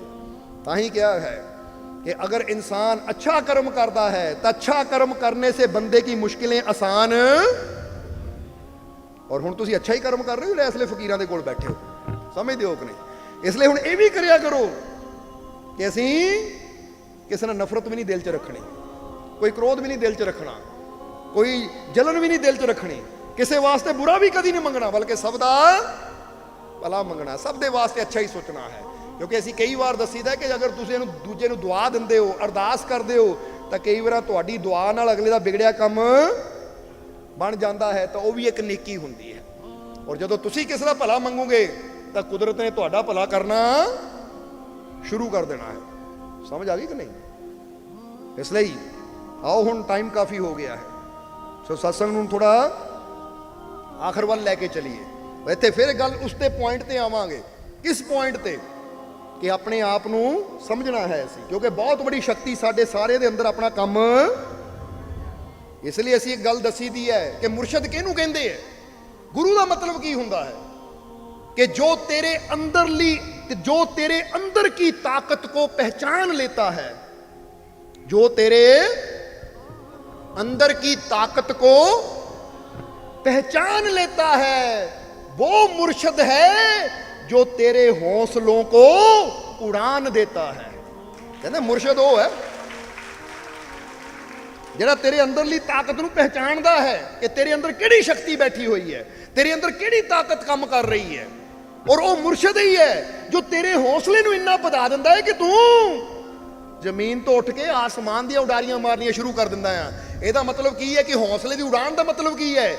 एक बंदा कहता आ नहीं होना, आ काम नहीं होना, आ मुश्किल हल नहीं होनी, तो जो मुर्शद के कोल जाता है तो उसके अंदर इन्नी हिम्मत मुर्शद भर दिंदा है, इन्ना हौसला भर दिंदा कि बंदा फिर की कहता है कि जिहड़ी ताकत मेरे अंदर बैठी है वो असंभव नूं संभव कर, नामुमकिन नूं मुमकिन कर। फिर बंदा डरना बंद कर दिंदा है, अपनी मंजिल की तरफ बढ़ना शुरू हो जाता है। ये मुर्शद ही है जो सानू दसदा है कि तेरे अंदर किहड़ी क्वालिटी है। सो ऐसे भी तुहानू कहांगे तुहाडे अंदर बड़ियां क्वालिटियां है, बड़े गुण है, बस जरूरत है थोड़ा जिहा विश्वास नूं जगाउण दी, अपने हौसले नूं वधाउण दी, अपने डर नूं छड्डण दी, अपनी बुरी सोच नूं अच्छी बनाउण दी।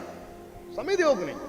इसलिए बुरा सोचना बंद करिए, कमजोर सोच नूं खत्म करिए और अपनी सोच नूं शक्तिशाली बनाइए, क्योंकि तुसीं शक्तिशाली हो। समझदे हो कि नहीं? इसलिए अपनी सोच नूं शक्तिशाली बनाओ। अपनी सोच का मतलब जीवन च कोई भी मुश्किल होवे कदी ना सोचो बहुत भारी, हल हो सकता है, हल हो सकता है, क्योंकि मेरा मालिक मेरे, बस मैं लड़ना है, मैं कोशिश करनी है और कामयाबी उन्हें देनी है, मेहनत मेरी रहमत।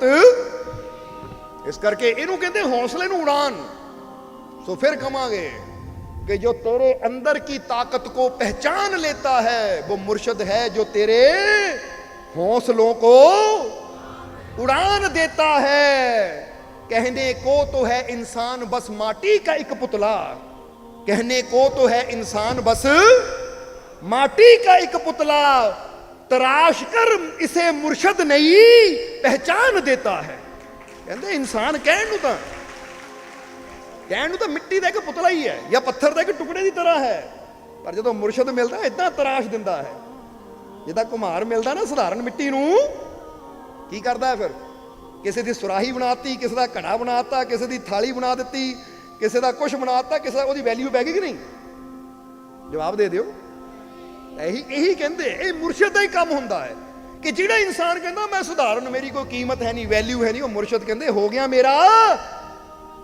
ਕਬੀਰ ਗੁਰੂ ਕੁਮਾਰ ਸ਼ਿਸ਼ ਕੁੰਭ ਹੈ, ਗੜ ਗੜ ਕਾਢੇ ਖੋਟ। ਕਬੀਰ ਸਾਹਿਬ ਵੀ ਕਹਿੰਦੇ ਤੂੰ ਮਿੱਟੀ ਹੈ ਤਾਂ ਫਿਕਰ ਨਾ ਕਰ, ਉਹ ਗੁਰੂ ਰੂਪੀ ਕੁਮਾਰ ਨਾਲ ਜੁੜ ਜਾ ਤਾਂ ਗੁਰੂ ਆਪੇ ਹੀ ਤੇਰੀ ਮਿੱਟੀ ਦੀ ਵੀ ਕੀਮਤ ਪਵਾ ਦੇਗਾ, ਤੈਨੂੰ ਮਿੱਟੀ ਤੋਂ ਕੀਮਤੀ ਬਣਾ ਦੇਗਾ। ਇਸ ਲਈ कहने को तो है इंसान बस माटी का एक पुतला, तराश कर इसे मुर्शद नहीं। ਹੁਣ ਅਸੀਂ ਵੀ ਤੁਹਾਨੂੰ ਇੱਕ ਨਵੀਂ ਪਹਿਚਾਣ ਦੇਣੀ ਚਾਹੁੰਦੇ ਹਾਂ। ਅਗਰ ਕੋਈ ਕਹਿੰਦਾ ਨਾ ਡਰਪੋਕ, ਇਹ ਕਮਜ਼ੋਰ, ਹੁਣ ਇਦਾਂ ਦੀ ਪਹਿਚਾਣ ਤੁਹਾਨੂੰ ਦੇਣੀ ਕਿ ਸਾਰੇ ਕਹਿਣ ਬਹਾਦੁਰ, ਸ਼ਕਤੀਸ਼ਾਲੀ ਹੈ, ਵੀ ਡਰਨ ਵਾਲਾ ਇਨਸਾਨ। ਇਹ ਬਿੱਲੀ ਤੋਂ ਸ਼ੇਰ ਕਿੱਦਾਂ ਬਣ ਗਿਆ? ਤਾਂ ਫਿਰ ਬੰਦਾ ਕਵੇ ਇਹ ਬਿੱਲੀ ਨੂੰ ਸ਼ੇਰ ਬਣਾਉਣ ਵਾਲਾ ਮੇਰਾ ਮਾਲਿਕ ਹੈ, ਨਾਮੁਮਕਿਨ ਨੂੰ ਮੁਮਕਿਨ ਕਰਨ ਵਾਲਾ ਮੇਰਾ ਮਾਲਿਕ ਹੈ। ਇਸ ਲਈ ਪਹਿਚਾਨ ਦੇਣੀ ਆਪਣੀ ਸੋਚ ਨੂੰ ਨਵੀਂ। ਸਮਝਦੇ ਹੋ ਕਿ ਨਹੀਂ? ਜੋ ਗੱਲ ਸਾਰੀ ਇੱਥੇ ਹੈ। ਬਾਹਰੋਂ ਜੋ ਮਰਜ਼ੀ ਬਦਲੀ ਜਾਈਏ, ਬਾਹਰੋਂ ਕੱਪੜਾ ਬਦਲ ਲਓ, ਗੱਲ ਨਹੀਂ ਬਣਨੀ ਅਗਰ ਅੰਦਰ ਹੀ ਡਰਪੋਕ ਬੈਠਾ ਹੈ। ਜਦੋਂ ਦੱਸੀਦਾ ਨਾ ਇੱਕ ਫਕੀਰ ਦੇ ਕੋਲ ਇੱਕ ਦਿਨ ਇੱਕ ਚੂਹਾ ਗਿਆ, ਬੜਾ ਡਰਿਆ ਹੋਇਆ। ਫਟਾਫਟ ਦੱਸ ਦਈਏ, ਕਹਾਣੀ ਬੜੀ ਪਿਆਰੀ ਹੈ। ਫਕੀਰ ਕੋ ਗਿਆ, ਫਕੀਰ ਕਹਿੰਦਾ ਡਰਿਆ ਕਿਉਂ? ਕਹਿੰਦਾ ਮੈਨੂੰ ਬਿੱਲੀ ਬਹੁਤ ਡਰਾਉਂਦੀ ਹੈ। ਫਕੀਰ ਕਹਿੰਦੇ ਦੱਸ ਮੈਂ ਕੀ ਕਰਾਂ? ਕਹਿੰਦਾ ਮੈਨੂੰ ਬਿੱਲੀ ਬਣਾ ਦਿਓ। ਫਕੀਰਾਂ ਨੇ ਐਉਂ ਚੁਟਕੀ ਵਜਾਈ ਤਾਂ ਚੂਹੇ ਤੋਂ ਬਣ ਗਿਆ ਬਿੱਲੀ। ਫਕੀਰ ਕਹਿੰਦੇ ਖੁਸ਼? ਕਹਿੰਦਾ ਹੁਣ ਖੁਸ਼, ਹੁਣ ਮੈਂ ਚੂਹੇ ਤੋਂ ਬਿੱਲੀ ਬਣ ਗਿਆ, ਹੁਣ ਖੁਸ਼। ਗਿਆ 10 ਮਿੰਟ ਹੋਏ, ਫਿਰ ਦੌੜਦਾ ਅੰਦਰ ਆ ਗਿਆ ਡਰਿਆ ਹੋਇਆ। ਕਹਿੰਦੇ ਕੀ ਹੋ ਗਿਆ? ਕਹਿੰਦੇ ਕੁੱਤੇ ਤੋਂ ਡਰ ਲੱਗਦਾ ਹੈ। ਫਕੀਰ ਕਹਿੰਦੇ ਕੀ ਕਰੀ? ਕਹਿੰਦੇ ਕੁੱਤਾ ਬਣਾ ਦਿਓ। ਮਾਰੀ ਚੁਟਕੀ, ਬਣਾਤਾ ਕੁੱਤਾ। ਕਹਿੰਦੇ ਖੁਸ਼, ਹੁਣ ਖੁਸ਼, ਹੁਣ ਮੈਂ ਬਿੱਲੀ ਤੋਂ ਕੁੱਤਾ ਬਣ ਗਿਆ, ਹੁਣ ਠੀਕ ਹੈ। ਦੌੜਿਆ, ਫਿਰ ਦੌੜਿਆ ਬਾਹਰ ਨੂੰ, ਖੁਸ਼ੀ ਚ ਕੁੱਤਾ ਬਣ ਗਿਆ ਮੈਂ। ਜੰਗਲ ਵਿੱਚ ਫਕੀਰ ਰਹਿੰਦੇ ਸੀ। ਫਿਰ ਦੌੜਿਆ ਆਇਆ, ਵਾਪਸ ਆਇਆ, ਡਰ ਕੇ ਬਹਿ ਗਿਆ। ਕਹਿੰਦੇ ਕੀ ਗੱਲ ਹੋ ਗਈ? ਕਹਿੰਦੇ ਸ਼ੇਰ ਡਰਾ ਰਿਹਾ ਮੈਨੂੰ। ਫਕੀਰ ਕਹਿੰਦੇ ਫਿਰ? ਕਹਿੰਦਾ ਜੀ ਮੈਨੂੰ ਸ਼ੇਰ ਬਣਾ ਦਿਓ। ਫਕੀਰ ਨੇ ਮਾਰੀ ਚੁਟਕੀ, ਬਣਾਤਾ ਚੂਹਾ। ਉਹ ਕਹਿੰਦੇ ਮੈਂ ਕੀ ਕਰਾਂ ਭਾਈ, ਜੇ ਤੈਨੂੰ ਸ਼ੇਰ ਵੀ ਬਣਾਤਾ ਤਾਂ ਸ਼ੇਰ ਬਣਨ ਦਾ ਵੀ ਕੋਈ ਫਾਇਦਾ ਨਹੀਂ, ਕਿਉਂਕਿ ਤੇਰਾ ਦਿਲ ਤਾਂ ਚੂਹੇ ਵਾਲਾ ਹੀ ਹੈ ਨਾ। ਗੱਲ ਤਾਂ ਦਿਲ ਦੀ ਹੈ। ਬਾਹਰੋਂ ਜੋ ਮਰਜ਼ੀ ਸਰੀਰ ਨੂੰ ਬਦਲੀ ਜਾਈਏ, ਜੇ ਅੰਦਰੋਂ ਦਿਲ ਹੀ ਨਾ ਬਦਲਿਆ, ਅੰਦਰ ਸੋਚ ਹੀ ਨਾ ਬਦਲੀ, ਕਿਉਂਕਿ ਤੂੰ ਚੂਹਾ ਸੀ ਬਣ ਬਿੱਲੀ ਗਿਆ, ਪਰ ਸੋਚ ਤੇਰੀ ਫਿਰ ਵੀ ਚੂਹੇ ਵਾਲੀ ਹੈ। ਬਣ ਕੁੱਤਾ ਗਿਆ, ਸੋਚ ਤੇਰੀ ਫਿਰ ਵੀ। ਤਾਂ ਬੇਟਾ ਜੇ ਤੂੰ ਸੋਚ ਨਹੀਂ ਬਦਲ ਜਾਵੇਂ ਤਾਂ ਤੂੰ ਚੂਹਾ ਹੋ ਕੇ ਵੀ ਬਹਾਦਰ ਬਣ ਸਕਦਾ ਹੈ। ਸਮਝਦੇ ਹੋ ਕਿ ਨਹੀਂ? ਇਹ ਲਈ ਗੱਲ ਸਰੀਰ ਦੀ ਨਹੀਂ, ਸਰੀਰ ਇੰਨਾ ਕਿ ਜਾਂ ਸਰੀਰ ਇੰਨਾ ਆ। ਗੱਲ ਹੈ ਸਾਡੇ ਅੰਦਰ ਜਿਗਰ ਹੈ ਕਿ ਨਹੀਂ, ਜਿਗਰਾ ਹੈ ਕਿ ਨਹੀਂ, ਹੌਸਲਾ ਹੈ ਕਿ ਨਹੀਂ, ਹਿੰਮਤ ਹੈ ਕਿ ਨਹੀਂ। ਹੁਣ ਅਗਰ ਤੁਹਾਡੀ, ਹੁਣ ਫਿਰ ਕਵਾਂਗੇ ਸਰੀਰ ਭਾਵੇਂ ਬੰਦਾ ਕਹੇ 6 ਫੁੱਟ ਦਾ, ਅਗਰ ਅੰਦਰ ਹੀ ਦਿਲ ਚੂਹੇ ਵਾਲਾ ਹੋਵੇ ਤਾਂ 6 ਫੁੱਟ ਦੇ ਨੇ ਐ ਕੰਬਣਾ। ਤਾਂ ਕਈ ਵਾਰ ਦੇਖਿਆ ਛੋਟੇ ਛੋਟੇ ਨਿਆਣੇ ਕਰਨਾ ਕੀ ਕਰਨਾ, ਮੈਂ ਨਹੀਂ ਡਰਦਾ, ਉਹ ਏਦਾਂ ਆਕੜ ਕੇ ਖੜ ਜਾਂਦੇ। ਫਿਰ ਮਾਂ ਬਾਪ ਕਹਿੰਦੇ ਇਹ ਡਰਦੇ ਹੀ ਨਹੀਂ। ਇਹ ਕੀ ਕਰੀਏ? ਇਹ ਭਾਈ ਸ਼ੇਰ ਦਾ ਦਿਲ ਲੈ ਕੇ ਪੈਦਾ ਹੋਏ, ਇਹਨਾਂ ਨੂੰ ਡਰਾਉਣਾ ਔਖਾ ਹੈ। ਸੋ ਦੱਸਣਾ ਕੀ ਚਾਹੁੰਦੇ, ਆਪਣੇ ਸੋਚ ਨੂੰ ਬਦਲਣਾ ਸੀ, ਸੋਚ ਨੂੰ ਸਟਰੋਂਗ ਬਣਾਉਣਾ ਹੈ। ਇਸ ਲਈ ਕਈ ਕਹਿੰਦੇ ਆ ਨਾ, ਹੁਣ ਫਰਜ਼ ਕਰੋ ਜਿਹੜੇ ਕਹਿਣ ਆ ਜਾ ਸ਼ੇਰ ਦਿਲ ਬਣਨਾ ਆ ਤੂੰ ਕੌਣ ਹੈ? ਹਿੰਦੂ ਹੈ, ਮੁਸਲਮਾਨ ਬਣ ਜਾ। ਮੁਸਲਮਾਨ ਹੈ, ਆਹ ਬਣ ਜਾ, ਉਹ ਬਣ ਜਾ। ਉਹੀ ਗੱਲ ਹੈ, ਚੂਹੇ ਨੂੰ ਬਿੱਲੀ ਬਣਾ ਦਿਓ, ਕੁੱਤਾ ਬਣਾ ਦਿਓ, ਜੋ ਮਰਜ਼ੀ ਬਣਾ ਦਿਓ। ਉਹ ਗੱਲ ਭੇਸ਼ ਬਦਲਣਾ ਨਹੀਂ ਹੋਣੀ, ਗੱਲ ਜਦ ਵੀ ਹੋਣੀ ਹੈ। ਇਸ ਲਈ ਜਿਹੜੇ ਸੱਚੇ ਸੰਤ ਹੁੰਦੇ ਉਹ ਕਿਸੇ ਦਾ ਧਰਮ ਨਹੀਂ ਬਦਲਾਉਂਦੇ, ਕਿਸੇ ਦਾ ਭੇਸ਼ ਨਹੀਂ ਬਦਲਾਉਂਦੇ, ਉਹ ਇਨਸਾਨ ਦੀ ਸੋਚ ਨੂੰ ਬਦਲਦੇ। ਔਰ ਉਹੀ ਕੰਮ ਅਸੀਂ ਕਰ ਰਹੇ ਹਾਂ। ਕਿਉਂ ਧਰਮ ਬਦਲਾ ਕੇ ਤੁਹਾਨੂੰ ਇੱਕ ਦੂਜੇ ਦਾ ਦੁਸ਼ਮਣ ਬਣਾ ਦੇਣਾ, ਘਰਦਿਆਂ ਨਾਲ ਹੀ ਨਫ਼ਰਤ? ਕਿਉਂਕਿ ਕਈ ਦੇਖਿਆ ਜੀ ਅਸੀਂ ਉਹ ਧਰਮ ਨਾਲ ਜੋੜ ਕੇ ਹੁਣ ਤੇਰੇ ਘਰ ਦੀ ਰੋਟੀ ਨਹੀਂ ਖਾਣੀ। ਉਹ ਕੌਣ ਹੈ? ਮੈਂ ਭਰਾ ਦੇ ਘਰ ਦੀ ਰੋਟੀ ਨਹੀਂ ਖਾਣੀ, ਭੈਣ ਦੇ ਘਰ ਦੀ ਰੋਟੀ ਨਹੀਂ ਖਾਣੀ, ਕਿਉਂਕਿ ਸਾਨੂੰ ਉਹ ਧਰਮ ਦੇ ਨੇ ਕਿਹਾ ਕਿ ਇਹਦੇ ਘਰ ਦਾ ਪਾਣੀ ਨਹੀਂ ਪੀਣਾ। ਉਹ ਕੀ ਇਹ ਧਰਮ ਹੈ ਜਿਹੜੇ ਭਰਾਵਾਂ ਨੂੰ ਭਰਾਵਾਂ ਤੋਂ ਦੂਰ ਕਰੀ ਜਾਂਦੇ ਹੈ, ਭੈਣਾਂ ਨੂੰ ਭਰਾਵਾਂ ਤੋਂ ਦੂਰ ਕਰੀ ਜਾਂਦੇ ਹੈ, ਜਿਹੜੇ ਕਹਿੰਦੇ ਇਹਦੇ ਘਰ ਦਾ ਨਹੀਂ ਖਾਣਾ, ਉਹਦੇ ਘਰ ਦਾ ਨਹੀਂ ਖਾਣਾ। ਉਹ ਜਿਹੜੇ ਰੱਬ ਦੇ ਪਿਆਰੇ ਕਹਿੰਦੇ ਆ, ਉਹ ਕਹਿੰਦੇ ਸਭ ਜਗ੍ਹਾ ਪ੍ਰਮਾਤਮਾ ਦਾ ਨੂਰ ਹੈ। ਇਸ ਲਈ ਸਭ ਦੇ ਨਾਲ ਦਿਲ ਜੋੜ, ਸਭ ਦੇ ਨਾਲ ਜੁੜ ਕੇ ਰਹਿ, ਕਿਉਂਕਿ ਦੁਨੀਆ ਜੁੜੇਗੀ ਤਾਂ ਫਿਰ ਕਵਾਂਗੇ। ਜਦੋਂ ਅਸੀਂ ਇੱਕ ਦੂਜੇ ਨਾਲ ਜੁੜਾਂਗੇ ਨਾ ਤਾਂ ਫੇਰ ਹੀ ਇੱਥੇ ਪਿਆਰ ਦਾ ਮਾਹੌਲ ਬਣੇਗਾ। ਸਮਝਦੇ ਹੋ ਕਿ ਨਹੀਂ? ਸਮਝ ਆ ਰਹੀ ਕਿ ਨਹੀਂ? ਇਸ ਕਰਕੇ ਜੇ ਹੁਣ ਇੱਥੇ ਆਪਾਂ ਕਹਿ ਦਈਏ ਇੱਥੇ ਕਿੰਨੇ ਹਿੰਦੂ ਬੈਠੇ ਆ, ਉਹ ਹੱਥ ਖੜਾ ਕਰ ਦਿਓ, ਉਦਾਹਰਨ ਦੇ ਰਹੇ ਆ। ਫਿਰ ਉਹ ਹੱਥ ਖੜਾ ਕਰ ਦੇਣਗੇ। ਫਿਰ ਹਾਂ ਕਹਾਂਗੇ ਕਿੰਨੇ ਮੁਸਲਮਾਨ ਬੈਠੇ, ਹੱਥ ਖੜਾ ਕਰ ਦਿਓ। ਫਿਰ ਅਸੀਂ ਕਹਾਂਗੇ ਕਿੰਨੇ ਸਿੱਖ ਬੈਠੇ, ਹੱਥ ਖੜਾ ਕਰ ਦਿਓ। ਫਿਰ ਅਸੀਂ ਕਹਾਂਗੇ ਕੋਈ ਈਸਾਈ ਵੀ ਬੈਠਾ, ਹੱਥ ਖੜਾ ਕਰ ਦਿਓ। ਤੇ ਕੀ ਹੋਏਗਾ? ਹਿੰਦੂ ਕਹਿਣ ਤੇ ਕੌਣ ਹੱਥ ਖੜਾ ਕਰੇਗਾ? ਮੁਸਲਮਾਨ ਕਰੇਗਾ? ਸਿੱਖ ਕਰੇਗਾ? ਜਵਾਬ ਦਿਓ। ਈਸਾਈ ਕਰੇਗਾ? ਜਰਾ ਸਮਝਣਾ ਸਾਰਿਆਂ ਨੇ। ਤਾਂ ਜੇ ਅਸੀਂ ਇੱਕੋ ਹੀ ਗੱਲ ਕਹਿ ਦਈਏ, ਜਿੰਨੇ ਵੀ ਇਨਸਾਨ ਬੈਠੇ ਹੱਥ ਖੜਾ ਕਰਦੇ ਜਿਹਨਾਂ ਨੂੰ ਰੱਬ ਨੇ ਬਣਾਇਆ, ਤਾਂ ਸਾਰਿਆਂ ਦੇ ਹੱਥ। ਹੁਣ ਜਰਾ ਸੋਚੋ ਕਿਹੜੀ ਚੀਜ਼ ਸਾਨੂੰ ਜੋੜਦੀ ਹੈ ਤੇ ਕਿਹੜੀ ਚੀਜ਼ ਸਾਨੂੰ, ਇਨਸਾਨੀਅਤ ਸਾਨੂੰ ਜੋੜਦੀ ਹੈ। ਇਸ ਲਈ ਅਸੀਂ ਤਾਂ ਸਭ ਨੂੰ ਇਨਸਾਨ ਬਣਾਉਂਦੇ ਹਾਂ, ਔਰ ਇਨਸਾਨ ਤੋਂ ਮਹਾਨ ਬਣਾਉਂਦੇ ਹਾਂ, ਮਹਾਨ ਤੋਂ ਭਗਵਾਨ ਬਣਾਉਂਦੇ ਹਾਂ। ਉਹ ਜੇ ਭਗਵਾਨ ਹੋ ਸਕਦੇ ਆ ਤਾਂ ਮੈਂ ਛੋਟੀ ਚੀਜ਼ 'ਚ ਰਾਜੀ ਕਿਉਂ ਹੋਣਾ? ਕਿਉਂਕਿ ਇਨਸਾਨ ਨੂੰ ਜੋੜਨਾ ਹੀ ਗੁਰੂ ਰਹਿਬਰ ਫਕੀਰਾਂ ਦਾ ਕਰਮ ਹੈ। ਇਹ ਲਈ ਦਿਲ ਨੂੰ ਜੋੜ ਕੇ ਰੱਖੋ। ਸਮਝਦੇ ਹੋ ਕਿ ਨਹੀਂ? ਇੱਕ ਦੂਜੇ ਵੱਲ ਦੇਖ ਕੇ ਮੁਸਕਰਾਓ ਫਿਰ, ਔਰ ਇੱਕ ਦੂਜੇ ਨੂੰ ਕਹਿ ਦਿਓ ਆਈ ਲਵ ਯੂ। ਇੱਕ ਦੂਜੇ ਨੂੰ ਕਹੋ ਪਹਿਲਾਂ ਤਾਂ ਕਿ ਮੈਂ ਤੈਨੂੰ ਬਹੁਤ, ਕਿਉਂਕਿ ਮੈਨੂੰ ਤੇਰੇ ਅੰਦਰ ਆਪਣੇ ਮਾਲਿਕ ਦਾ ਹੀ ਨੂਰ। ਕਹਿ ਦਿਓ ਫਿਰ, ਹੈ ਕਿ ਨਹੀਂ ਸਭ ਦੇ ਅੰਦਰ? ਅੱਛਾ ਪਹਿਲਾਂ ਕਿਹਨੂੰ ਲੱਗਦਾ ਕਿ ਸਭ ਦੇ ਅੰਦਰ ਉਹਦੇ ਨੂਰ ਹੈ? ਫਿਰ ਕਹਿ ਦਿਓ ਇੱਕ ਦੂਜੇ ਨੂੰ। ਜੇ ਆਪਾਂ ਕਹਿੰਦੇ ਮੈਂ ਤੈਨੂੰ ਬਹੁਤ ਪਿਆਰ ਕਰਦਾ ਕਿਉਂਕਿ ਮੈਨੂੰ ਤੇਰੇ ਅੰਦਰ ਆਪਣੇ ਮਾਲਿਕ ਦਾ ਹੀ ਨੂਰ, ਤਾਂ ਫਿਰ ਨਫ਼ਰਤ ਰਹਿ ਗਈ ਕਿਤੇ? ਤਾਂ ਜੇ ਗਈ ਮੈਨੂੰ, ਮੈਂ ਹਿੰਦੂ ਹਾਂ, ਮੈਨੂੰ ਤੇਰੇ ਅੰਦਰ ਸਿੱਖ ਨਜ਼ਰ ਆਉਂਦਾ, ਮੈਨੂੰ ਤੇਰੇ ਅੰਦਰ ਮੁਸਲਮਾਨ ਨਜ਼ਰ ਆਉਂਦਾ, ਮੈਨੂੰ ਤੇਰੇ ਅੰਦਰ ਈਸਾਈ ਨਜ਼ਰ ਆਉਂਦਾ, ਤਾਂ ਪਹਿਲੀ ਦੀਵਾਰ ਖੜੀ ਹੋ ਗਈ ਕਿ ਨਹੀਂ? ਫਿਰ ਈਸਾਈ ਨਾਲ ਤਾਂ ਈਸਾਈ ਜੁੜੇਗਾ, ਪਰ ਹਿੰਦੂ ਨਾਲ ਈਸਾਈ ਨਹੀਂ ਜੁੜ ਸਕਦਾ, ਮੁਸਲਮਾਨ ਨਾਲ ਈਸਾਈ ਨਹੀਂ ਜੁੜ ਸਕਦਾ, ਮੁਸਲਮਾਨ ਨਾਲ ਮੁਸਲਮਾਨ ਜੁੜੇਗਾ, ਸਿੱਖ ਨਾਲ ਨਹੀਂ ਜੁੜ ਸਕਦਾ। ਪਰ ਜਦੋਂ ਅਸੀਂ ਸਾਰੇ ਇਨਸਾਨ ਹੈ ਔਰ ਸਭ ਦੇ ਅੰਦਰ ਉਹਦਾ ਨੂਰ ਹੈ, ਤਾਂ ਅਸੀਂ ਸਾਰੇ ਹੀ ਜੁੜ ਗਏ ਇੱਕ ਦੂਜੇ ਨਾਲ। ਜੁੜ ਗਏ ਕਿ ਨਹੀਂ? ਇਸ ਲਈ ਗੱਲ ਸੋਚ ਨੂੰ ਬਦਲਣ ਦੀ ਹੈ। ਇੱਥੋਂ ਬਦਲੀਏ, ਕਮਜ਼ੋਰ ਤੋਂ ਸ਼ਕਤੀਸ਼ਾਲੀ ਬਣੀਏ, ਡਰਪੋਕ ਤੋਂ ਬਹਾਦਰ ਬਣੀਏ। ਔਰ ਇਹ ਸਭ ਇੱਥੇ ਹੁੰਦਾ ਹੈ, ਇਹ ਕੱਪੜੇ ਨਾਲ ਨਹੀਂ ਹੁੰਦਾ, ਇਹ ਸੋਚ ਨਾਲ ਹੁੰਦਾ ਹੈ। ਇਸ ਲਈ ਕਹਿ ਦੋ ਆਪਣੇ ਆਪ ਨੂੰ ਵੀ ਫਿਰ ਕਿ ਮੈਂ ਸ਼ਕਤੀਸ਼ਾਲੀ ਹਾਂ, ਕਿਉਂਕਿ ਮੈਨੂੰ ਬਣਾਉਣ ਵਾਲਾ ਮੇਰਾ ਮਾਲਿਕ ਬਹੁਤ। ਇਹ ਆਪਣੀ ਸੋਚ ਨੂੰ ਅੱਛਾ ਕਰਨਾ ਹੈ, ਆਪਣੇ ਆਪ ਨੂੰ ਅੱਛਾ ਕਰਨਾ ਹੈ। ਬੋਲੋ ਕਰੋਗੇ ਕਿ ਨਹੀਂ? ਜਿਸ ਨੂੰ ਆ ਜਾਈਏ ਉਹ ਸ਼ਬਦ ਨੂੰ ਪੂਰਾ ਕਰੀਏ, ਫਿਰ ਸਤਸੰਗ ਦੀ ਸਮਾਪਤੀ ਕਰੀਏ ਕਿ जो तेरे अंदरली ताकत को पहचान लेता है वो मुर्शद है जो तेरे हौसलों को उड़ान देता है। कहने को तो है इंसान बस माटी का एक पुतला, तराश कर इसे मुर्शद नहीं पहचान देता है। वो ही पा सकता है अपने सपनों की मंजिल को, वो ही पा सकता है अपने सपनों की मंजिल को जो अपने रब की ताकत को खुद में जान लेता है। सपनियां दी मंजिल ਉਹਨੂੰ ਹੀ ਮਿਲ ਸਕਦੀ ਹੈ ਜਿਹੜਾ ਆਪਣੇ ਰੱਬ ਦੀ ਤਾਕਤ ਨੂੰ ਆਪਣੇ ਅੰਦਰ ਜਾਣ ਲੈਂਦਾ ਹੈ ਕਿ ਮੇਰਾ ਰੱਬ ਮੇਰੇ ਅੰਦਰ ਬੈਠਾ ਹੈ। ਕੋਈ ਮੇਰਾ ਬਾਲ ਵਿੰਗਾ, ਕੋਈ ਜੰਤਰ ਮੰਤਰ ਤੰਤਰ ਮੇ ਤੇ ਅਸਰ ਨਹੀਂ ਕਰ ਸਕਦਾ। ਸਮਝਦੇ ਹੋ ਕਿ ਨਹੀਂ? ਕੁਝ ਦਿਨ ਪਹਿਲਾਂ ਨਾ ਸਾਡਾ ਸਤਸੰਗ ਸੀ, ਉੱਥੇ ਇੱਕ ਜੀਵ ਨੇ ਰਿਕਾਰਡਿੰਗ ਕੋਈ ਕੀਤੀ ਸੀ, ਸਾਨੂੰ ਮੋਬਾਈਲ ਭੇਜਿਆ ਕਿ ਮਾਲਕਾਂ ਨੂੰ ਸੁਣਾਇਓ। ਤੇ ਅਸੀਂ ਜਦੋਂ ਉਹ ਸੁਣਿਆ ਨਾ, ਬਾਅਦ 'ਚ ਉਹ ਜੀਵ ਨੂੰ ਬੁਲਾਇਆ। ਹੁਣ ਦੱਸਣਾ ਚਾਹੁੰਦੇ ਹਾਂ, ਉਹ ਜੀਵ ਦਾ ਨਾਂ ਨਹੀਂ ਲੈਣਾ ਕਿਉਂਕਿ ਉਹ 'ਚ ਗੱਲ ਉਹਦੇ ਰਿਸ਼ਤੇਦਾਰਾਂ ਦੀ ਸੀ। ਸਮਝਦੇ ਹੋ ਕਿ ਨਹੀਂ? ਉਹ ਜੀਵ ਨੇ ਰਿਕਾਰਡਿੰਗ ਸੁਣਾਈ ਕਿ ਉਹ ਰਿਕਾਰਡਿੰਗ ਉਹਨੂੰ ਕਿਸੇ ਨੇ ਚੋਰੀ, ਜਿੱਦਾਂ ਹੁਣ ਕੋਈ ਆਂਦਾ ਨਾ, ਕੋਈ ਬਹਿ ਕੇ ਉਹਦੀ ਨਿੰਦਿਆ ਕਰਦਾ ਹੈ, ਜਿੱਦਾਂ ਹੁਣ ਫਰਜ਼ ਕਰੋ ਤੁਹਾਡੇ ਬਾਰੇ ਕੋਈ ਬੁਰਾ ਬੋਲੇ ਤਾਂ ਉਹ ਆਦਮੀ ਉਹਦੀ ਗੱਲ ਦੀ ਰਿਕਾਰਡਿੰਗ ਕਰਕੇ ਤੁਹਾਨੂੰ ਸੁਣਾਵੇ ਕਿ ਦੇਖ ਲੈ ਤੇਰੇ ਬਾਰੇ ਉਹ ਕੀ ਕਹਿੰਦੀ ਸੀ। ਇਦਾਂ ਸੀ ਉਹ ਰਿਕਾਰਡਿੰਗ। ਯਾਨੀ ਕੋਈ ਗੱਲ ਕਰ ਰਿਹਾ ਹੈ ਉਹਦੇ ਬਾਰੇ, ਉਹਦੇ ਘਰ ਬਾਰੇ, ਔਰ ਉਹਨੇ ਦੇਖਿਆ ਮੇਰੇ ਕੋਲ ਬੈਠੀ ਚੁਗਲੀ ਕਰ ਰਹੀ ਉਹਦੀ, ਉਹਨੇ ਮੋਬਾਈਲ ਔਨ ਕਰਕੇ ਰੱਖ ਲਿਆ ਕਿ ਉਹਨੂੰ ਸੁਣਾऊं ਮੈਂ, ਦੇਖ ਤੇਰੇ ਬਾਰੇ ਯਾਰ ਤੇਰੇ ਰਿਸ਼ਤੇਦਾਰ ਕੀ ਕਹਿੰਦੇ ਆ। ਤਾਂ ਕਹਿੰਦੇ ਜਦੋਂ ਉਹਨਾਂ ਮੋਬਾਈਲ ਤੇ ਦਿਖਾਇਆ ਨਾ, ਹੁਣ ਦੇਖੋ ਇਹ ਬੰਦਾ ਇੱਕ ਭਰੋਸੇ ਨਾਲ ਗੱਲ ਕਰ ਰਿਹਾ, ਮੈਂ ਇਹਨੂੰ ਦੱਸ ਰਿਹਾ ਕਿਉਂਕਿ ਮੇਰਾ ਬੜਾ ਭਰੋਸੇਮੰਦ ਹੈ, ਪਰ ਉਹਨੂੰ ਕੀ ਪਤਾ ਕਿਸੇ ਭਰੋਸਾ ਇਹਨੇ ਜਾ ਕੇ ਉਹਨੂੰ ਦੱਸਣਾ ਹੈ। ਸਮਝਦੇ ਹੋ ਕਿ ਨਹੀਂ? ਹੁਣ ਉਹਨੇ ਜਦੋਂ ਰਿਕਾਰਡਿੰਗ ਸੁਣਾਈ ਤਾਂ ਉਹ 'ਚ ਕੀ ਆ ਰਿਹਾ ਸੀ?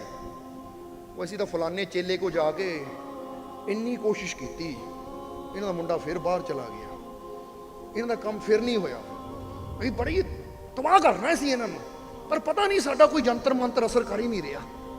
ਯਾਨੀ ਇਦਾਂ ਦੀਆਂ ਗੱਲਾਂ ਸੀ। ਕਮ ਸੇ ਕਮ 3.5-4 ਮਿੰਟ ਦੀ ਰਿਕਾਰਡਿੰਗ ਸੀ। ਉਹ ਮੇਨ ਪੁਆਇੰਟ ਦੱਸ ਰਹੇ, ਬੜਾ ਜ਼ੋਰ ਲਾ ਰਹੇ ਆ ਤਬਾਹ ਕਰਨ ਦਾ, ਪਰ ਪਤਾ ਨਹੀਂ ਇਹਨਾਂ ਦੇ ਅਸਰ ਹੀ ਨਹੀਂ ਹੋ ਰਿਹਾ। ਜਦੋਂ ਉਹਨੇ ਸੁਣੀ ਨਾ ਤਾਂ ਰਿਕਾਰਡਿੰਗ ਸਾਨੂੰ ਦੱਸੀ, ਇਹੀ ਕਿ ਫਿਰ ਤੁਹਾਨੂੰ ਕੀ ਲੱਗਦਾ ਹੈ, ਡਰਦੇ ਹੋ ਤੁਸੀਂ? ਉਹ ਕਹਿੰਦੇ ਨਹੀਂ ਮਾਲਕੋ, ਇਹੀ ਤਾਂ ਸਿਰਫ ਇਸ ਲਈ ਦੱਸਣਾ ਹੈ ਕਿ ਇੱਥੋਂ ਪਤਾ ਲੱਗਦਾ ਕਿ ਸਾਡੇ ਮੁਰਸ਼ਦ ਦੀ ਰਹਿਮਤ ਕਿੰਨੀ ਬੜੀ ਹੈ, ਕੋਈ ਕਿੰਨੀਆਂ ਕੋਸ਼ਿਸ਼ਾਂ ਕਰ ਰਿਹਾ, ਸਾਡਾ ਕੰਮ ਫੇਰ ਨਹੀਂ ਰੋਕ ਰਿਹਾ। ਇਹ ਰਹਿਮਤ ਹੈ ਮੇਰੇ ਮਾਲਕ ਦੀ। ਇਸ ਲਈ ਕਿਹਾ ਜਾਂਦਾ ਹੈ ਕਿ ਉਹਨੇ ਇੱਕ ਲਾਈਨ ਲਿਖੀ ਸੀ ਜੋ ਤੁਹਾਨੂੰ ਦੱਸਣਾ ਚਾਹਾਂਗੇ। ਕਿ ਕਿਹੜੀ ਲਾਈਨ ਲਿਖ ਕੇ ਉਹਨਾਂ ਦੱਸੀ ਸੀ? ਉਹਨਾਂ ਲਾਈਨ ਲਿਖੀ ਸੀ, ਕੀ ਕਹਿੰਦਾ ਉਹ, ਕਿ मेरे मुर्शद की रहमत की, मेरे मुर्शद की रहमत की इतनी बड़ी तासीर है। तासीर का मतलब असर, समझते हो कि नहीं? मेरे मुर्शद की रहमत की इतनी बड़ी तासीर है, और मेरे घर पर कोई जादू क्या करेगा, मेरे दरवाजे पर मेरे मुर्शद की तस्वीर है। ਮਾਲਕੋ ਸਾਹਮਣੇ ਤੁਹਾਡੀ ਤਸਵੀਰ ਲਾਈ ਤੇ ਬੰਦਾ ਐਂਟਰ ਹੁੰਦਾ, ਸਾਹਮਣੇ ਤਸਵੀਰ ਲੱਗੀ ਹੋਈ ਹੈ। ਉਹ ਜਦੋਂ ਮੱਥੇ ਹੀ ਮਾਲਕ ਲੱਗਦੇ ਆ ਤਾਂ ਕਿਹੜਾ ਜਾਦੂ ਟੂਣਾ ਅੰਦਰ ਆਏਗਾ? ਉਹ ਆਏਗਾ ਵੀ ਤਾਂ ਦੇਖ ਕੇ ਮੁੜ ਜਾਣਾ, ਉਹ ਰਹਿਮਤ ਖੜੀ ਚੱਲ ਪਿੱਛੇ। ਜਿੱਦਾਂ ਪਤਾ ਚੌਂਕੀਦਾਰ ਖੜਾ ਹੈ ਤਾਂ ਚੋਰ ਪਹਿਲਾਂ ਹੀ ਹੋ ਜਾਂਦਾ ਕਿ ਨਹੀਂ? ਭਾਈ ਹਾਲੇ ਚੌਂਕੀਦਾਰ ਖੜਾ ਆ, ਪਿੱਛੇ ਚਲੋ। ਇਹਨੂੰ ਕਹਿੰਦੇ ਐਡੀ ਤਾਸੀਰ ਹੈ ਮੇਰੇ ਮਾਲਕ ਦੀ ਰਹਿਮਤ ਦੀ, ਉਹ ਮੇਰੇ ਘਰ ਤੇ ਜਾਦੂ ਟੂਣੇ ਦਾ ਅਸਰ ਕੀ ਹੋਣਾ ਜਦ ਮੇਰੇ ਘਰ ਮੇ ਮੇਰੇ ਮੁਰਸ਼ਦ ਕੀ, ਜਦੋਂ ਮੇਰੇ ਮੁਰਸ਼ਦ ਦੀ ਤਸਵੀਰ ਹੈ ਤਾਂ ਕਿਹੜਾ ਮੇਰਾ ਕੁਝ ਵਿਗਾੜ ਸਕਦਾ? ਇਹ ਵਿਸ਼ਵਾਸ ਦੀ ਗੱਲ ਹੈ। ਸੋ ਤੁਹਾਨੂੰ ਵੀ ਕਹਿਣਾ ਚਾਹਾਂਗੇ ਕਿ ਵਿਸ਼ਵਾਸ ਰੱਖੋ। ਪਰ ਬੰਦਾ ਕੀ ਹੈ, ਭਾਈ ਜੀ ਮੈਨੂੰ ਫਿਕਰ ਹੈ, ਕੋਈ ਮੇਰੇ ਤੇ ਕੁਝ ਕਰ ਰਿਹਾ ਹੈ, ਉਹ ਸੋਚ ਕੇ ਹੀ ਡਰ ਜਾਂਦਾ ਹੈ। ਉਹ ਸੋਚ ਕੇ ਹੀ ਬੰਦਾ, ਕਿਉਂਕਿ ਬੰਦੇ ਦੀ ਸੋਚ ਹੈ। ਬੁਰਾ ਸੋਚ ਲਿਆ ਤਾਂ ਉਹਦਾ ਬੁਰਾ ਪ੍ਰਭਾਵ, ਅੱਛਾ ਸੋਚ ਲਿਆ ਤਾਂ ਜੇ ਜੀਵਨ 'ਚ ਅੱਛਾ ਚਾਹੁੰਦੇ ਆ, ਖੁਸ਼ੀ ਚਾਹੁੰਦੇ ਆ, ਤਾਂ ਹਰ ਵੇਲੇ ਸੋਚ ਹੀ ਰਹਿਮਤ ਵਾਲੀ ਰੱਖੋ ਕਿ ਮੇਰਾ ਕੋਈ ਕੁਝ ਵਿਗਾੜ, ਕਿਉਂਕਿ ਮੇਰਾ ਮਾਲਿਕ ਮੇਰੇ ਮਾਲਿਕ ਦੀ ਰਹਿਮਤ ਮੇਰੇ, ਖੁਸ਼ੀਆਂ ਮੇਰੇ, ਉਹ ਖੁਸ਼ੀਆਂ ਦਾ ਦਾਤਾ ਮੇਰੇ। ਤਾਂ ਫਿਰ ਬੁਰਾ ਕੀ ਹੋ ਸਕਦਾ ਮੇਰਾ? ਤਾਂ ਜੇ ਧਿਆਨ ਹੀ ਹੋਵੇ ਉਹ ਫਲਾਨਾ ਬੁਰਾ ਕਰ ਰਿਹਾ ਹੈ, ਉਹ ਫਲਾਨਾ ਬੁਰਾ ਕਰ ਰਿਹਾ ਹੈ, ਆ ਫਲਾਨਾ ਕੁਛ ਛੱਡ ਦਿੰਦਾ ਹੈ, ਆ ਇਹ ਛੱਡਣ ਵਾਲੀ ਦੇਖੀ ਜਾ, ਬਚਾਉਣ ਵਾਲੇ ਵੱਲ ਦੇਖੀ ਨਾ ਤੂੰ। ਸਮਝਦੇ ਹੋ ਕਿ ਨਹੀਂ? ਉਹ ਜਿਹਦਾ ਧਿਆਨ ਬਚਾਉਣ ਵਾਲੇ ਵੱਲ ਹੁੰਦਾ, ਉਹ ਮਾਰਨ ਵਾਲੇ ਦੀ ਫਿਕਰ, ਉਹ ਕਹਿੰਦੇ ਲਾਲਾ ਜ਼ੋਰ ਜਿਹੜਾ ਤੂੰ ਲਾਣਾ, ਮੇਰਾ ਧਿਆਨ ਤਾਂ ਉਹਦੇ ਵੱਲ ਹੈ ਜਿਹੜਾ ਹਰ ਕਦਮ ਤੇ, ਹਰ ਥਾਂ, ਹਰ ਜਗ੍ਹਾ ਮੇਰੀ ਰੱਖਿਆ ਕਰ ਰਿਹਾ ਹੈ। ਤਾਂ ਜੇ ਮੇਰਾ ਰਾਖਾ ਮੇਰੇ ਨਾਲ ਹੈ ਤਾਂ ਪੂਰੀ ਦੁਨੀਆ ਵੀ ਜ਼ੋਰ ਲਾ ਲਾਵੇ, ਉਹ ਮਾਰਨਾ ਤਾਂ ਦੂਰ, ਮੇਰਾ ਬਾਲ ਵੀ ਬਾਂਕਾ ਨਹੀਂ ਕਰ ਸਕਦੀ। ਅਸੀਂ ਕਹਿੰਦੇ ਜਿਸ ਕੋ ਰਾਖੇ ਸਾਈਆਂ ਮਾਰ ਸਕੇ ਨਾ, ਬਾਲ ਨਾ ਬਾਂਕਾ ਕਰ ਸਕੇ, ਜੋ ਜਗ ਬੈਰੀ, ਕਹਿੰਦੇ ਪੂਰੀ ਦੁਨੀਆ ਬੈਰੀ ਹੋ ਜਾਵੇ ਜੇ ਰਾਖੇ ਤੇ ਯਕੀਨ ਹੈ। ਇਸ ਲਈ ਦੱਸੇ ਜਬ ਮੇਰਾ ਮਾलिक मेरे साथ है तो डरने की, ਜਾਂ ਦੂਜੇ ਲਫ਼ਜ਼ਾਂ 'ਚ ਕਹਿ ਲਓ, ਜਬ ਮੇਰਾ ਮਾਲਿਕ ਮੇਰੇ ਸਾਥ ਹੈ ਤਾਂ ਫਿਰ ਮੇਰੇ ਖਿਲਾਫ ਕੌਣ ਹੈ, ਮੈਨੂੰ ਕੋਈ ਪਰਵਾਹ ਹੀ ਨਹੀਂ। ਸਮਝਦੇ ਹੋ ਕਿ ਨਹੀਂ? ਜੇ ਮੈਨੂੰ ਪਤਾ ਉਹ ਮੇਰੇ ਨਾਲ ਹੈ ਤਾਂ ਕੋਈ ਕਹੇ ਉਹ ਵੀ ਖਿਲਾਫ, ਉਹ ਖਿਲਾਫ ਜਿਹੜੇ ਮਰਜ਼ੀ ਹੋਣ, ਜੇ ਉਹ ਨਾਲ ਹੈ ਨਾ, ਬਸ ਇਹ ਬੜੀ ਚੀਜ਼ ਹੈ, ਮੇਰੇ ਨਾਲ ਕੌਣ ਹੈ। ਖਿਲਾਫ ਚਾਹੇ ਪੂਰੀ ਦੁਨੀਆ ਹੋਵੇ, ਮੈਨੂੰ ਪਰਵਾਹ ਹੀ ਕੋਈ ਨਹੀਂ, ਕਿਉਂਕਿ ਜੋ ਮੇਰੇ ਇੱਕ ਮਾਲਿਕ ਨੇ ਕਰਨਾ ਹੈ ਉਹ ਪੂਰੀ ਦੁਨੀਆ ਮਿਲ ਕੇ, ਯਕੀਨ ਤਾਂ ਮੈਨੂੰ ਆਪਣੇ ਮਾਲਿਕ ਤੇ ਹੈ।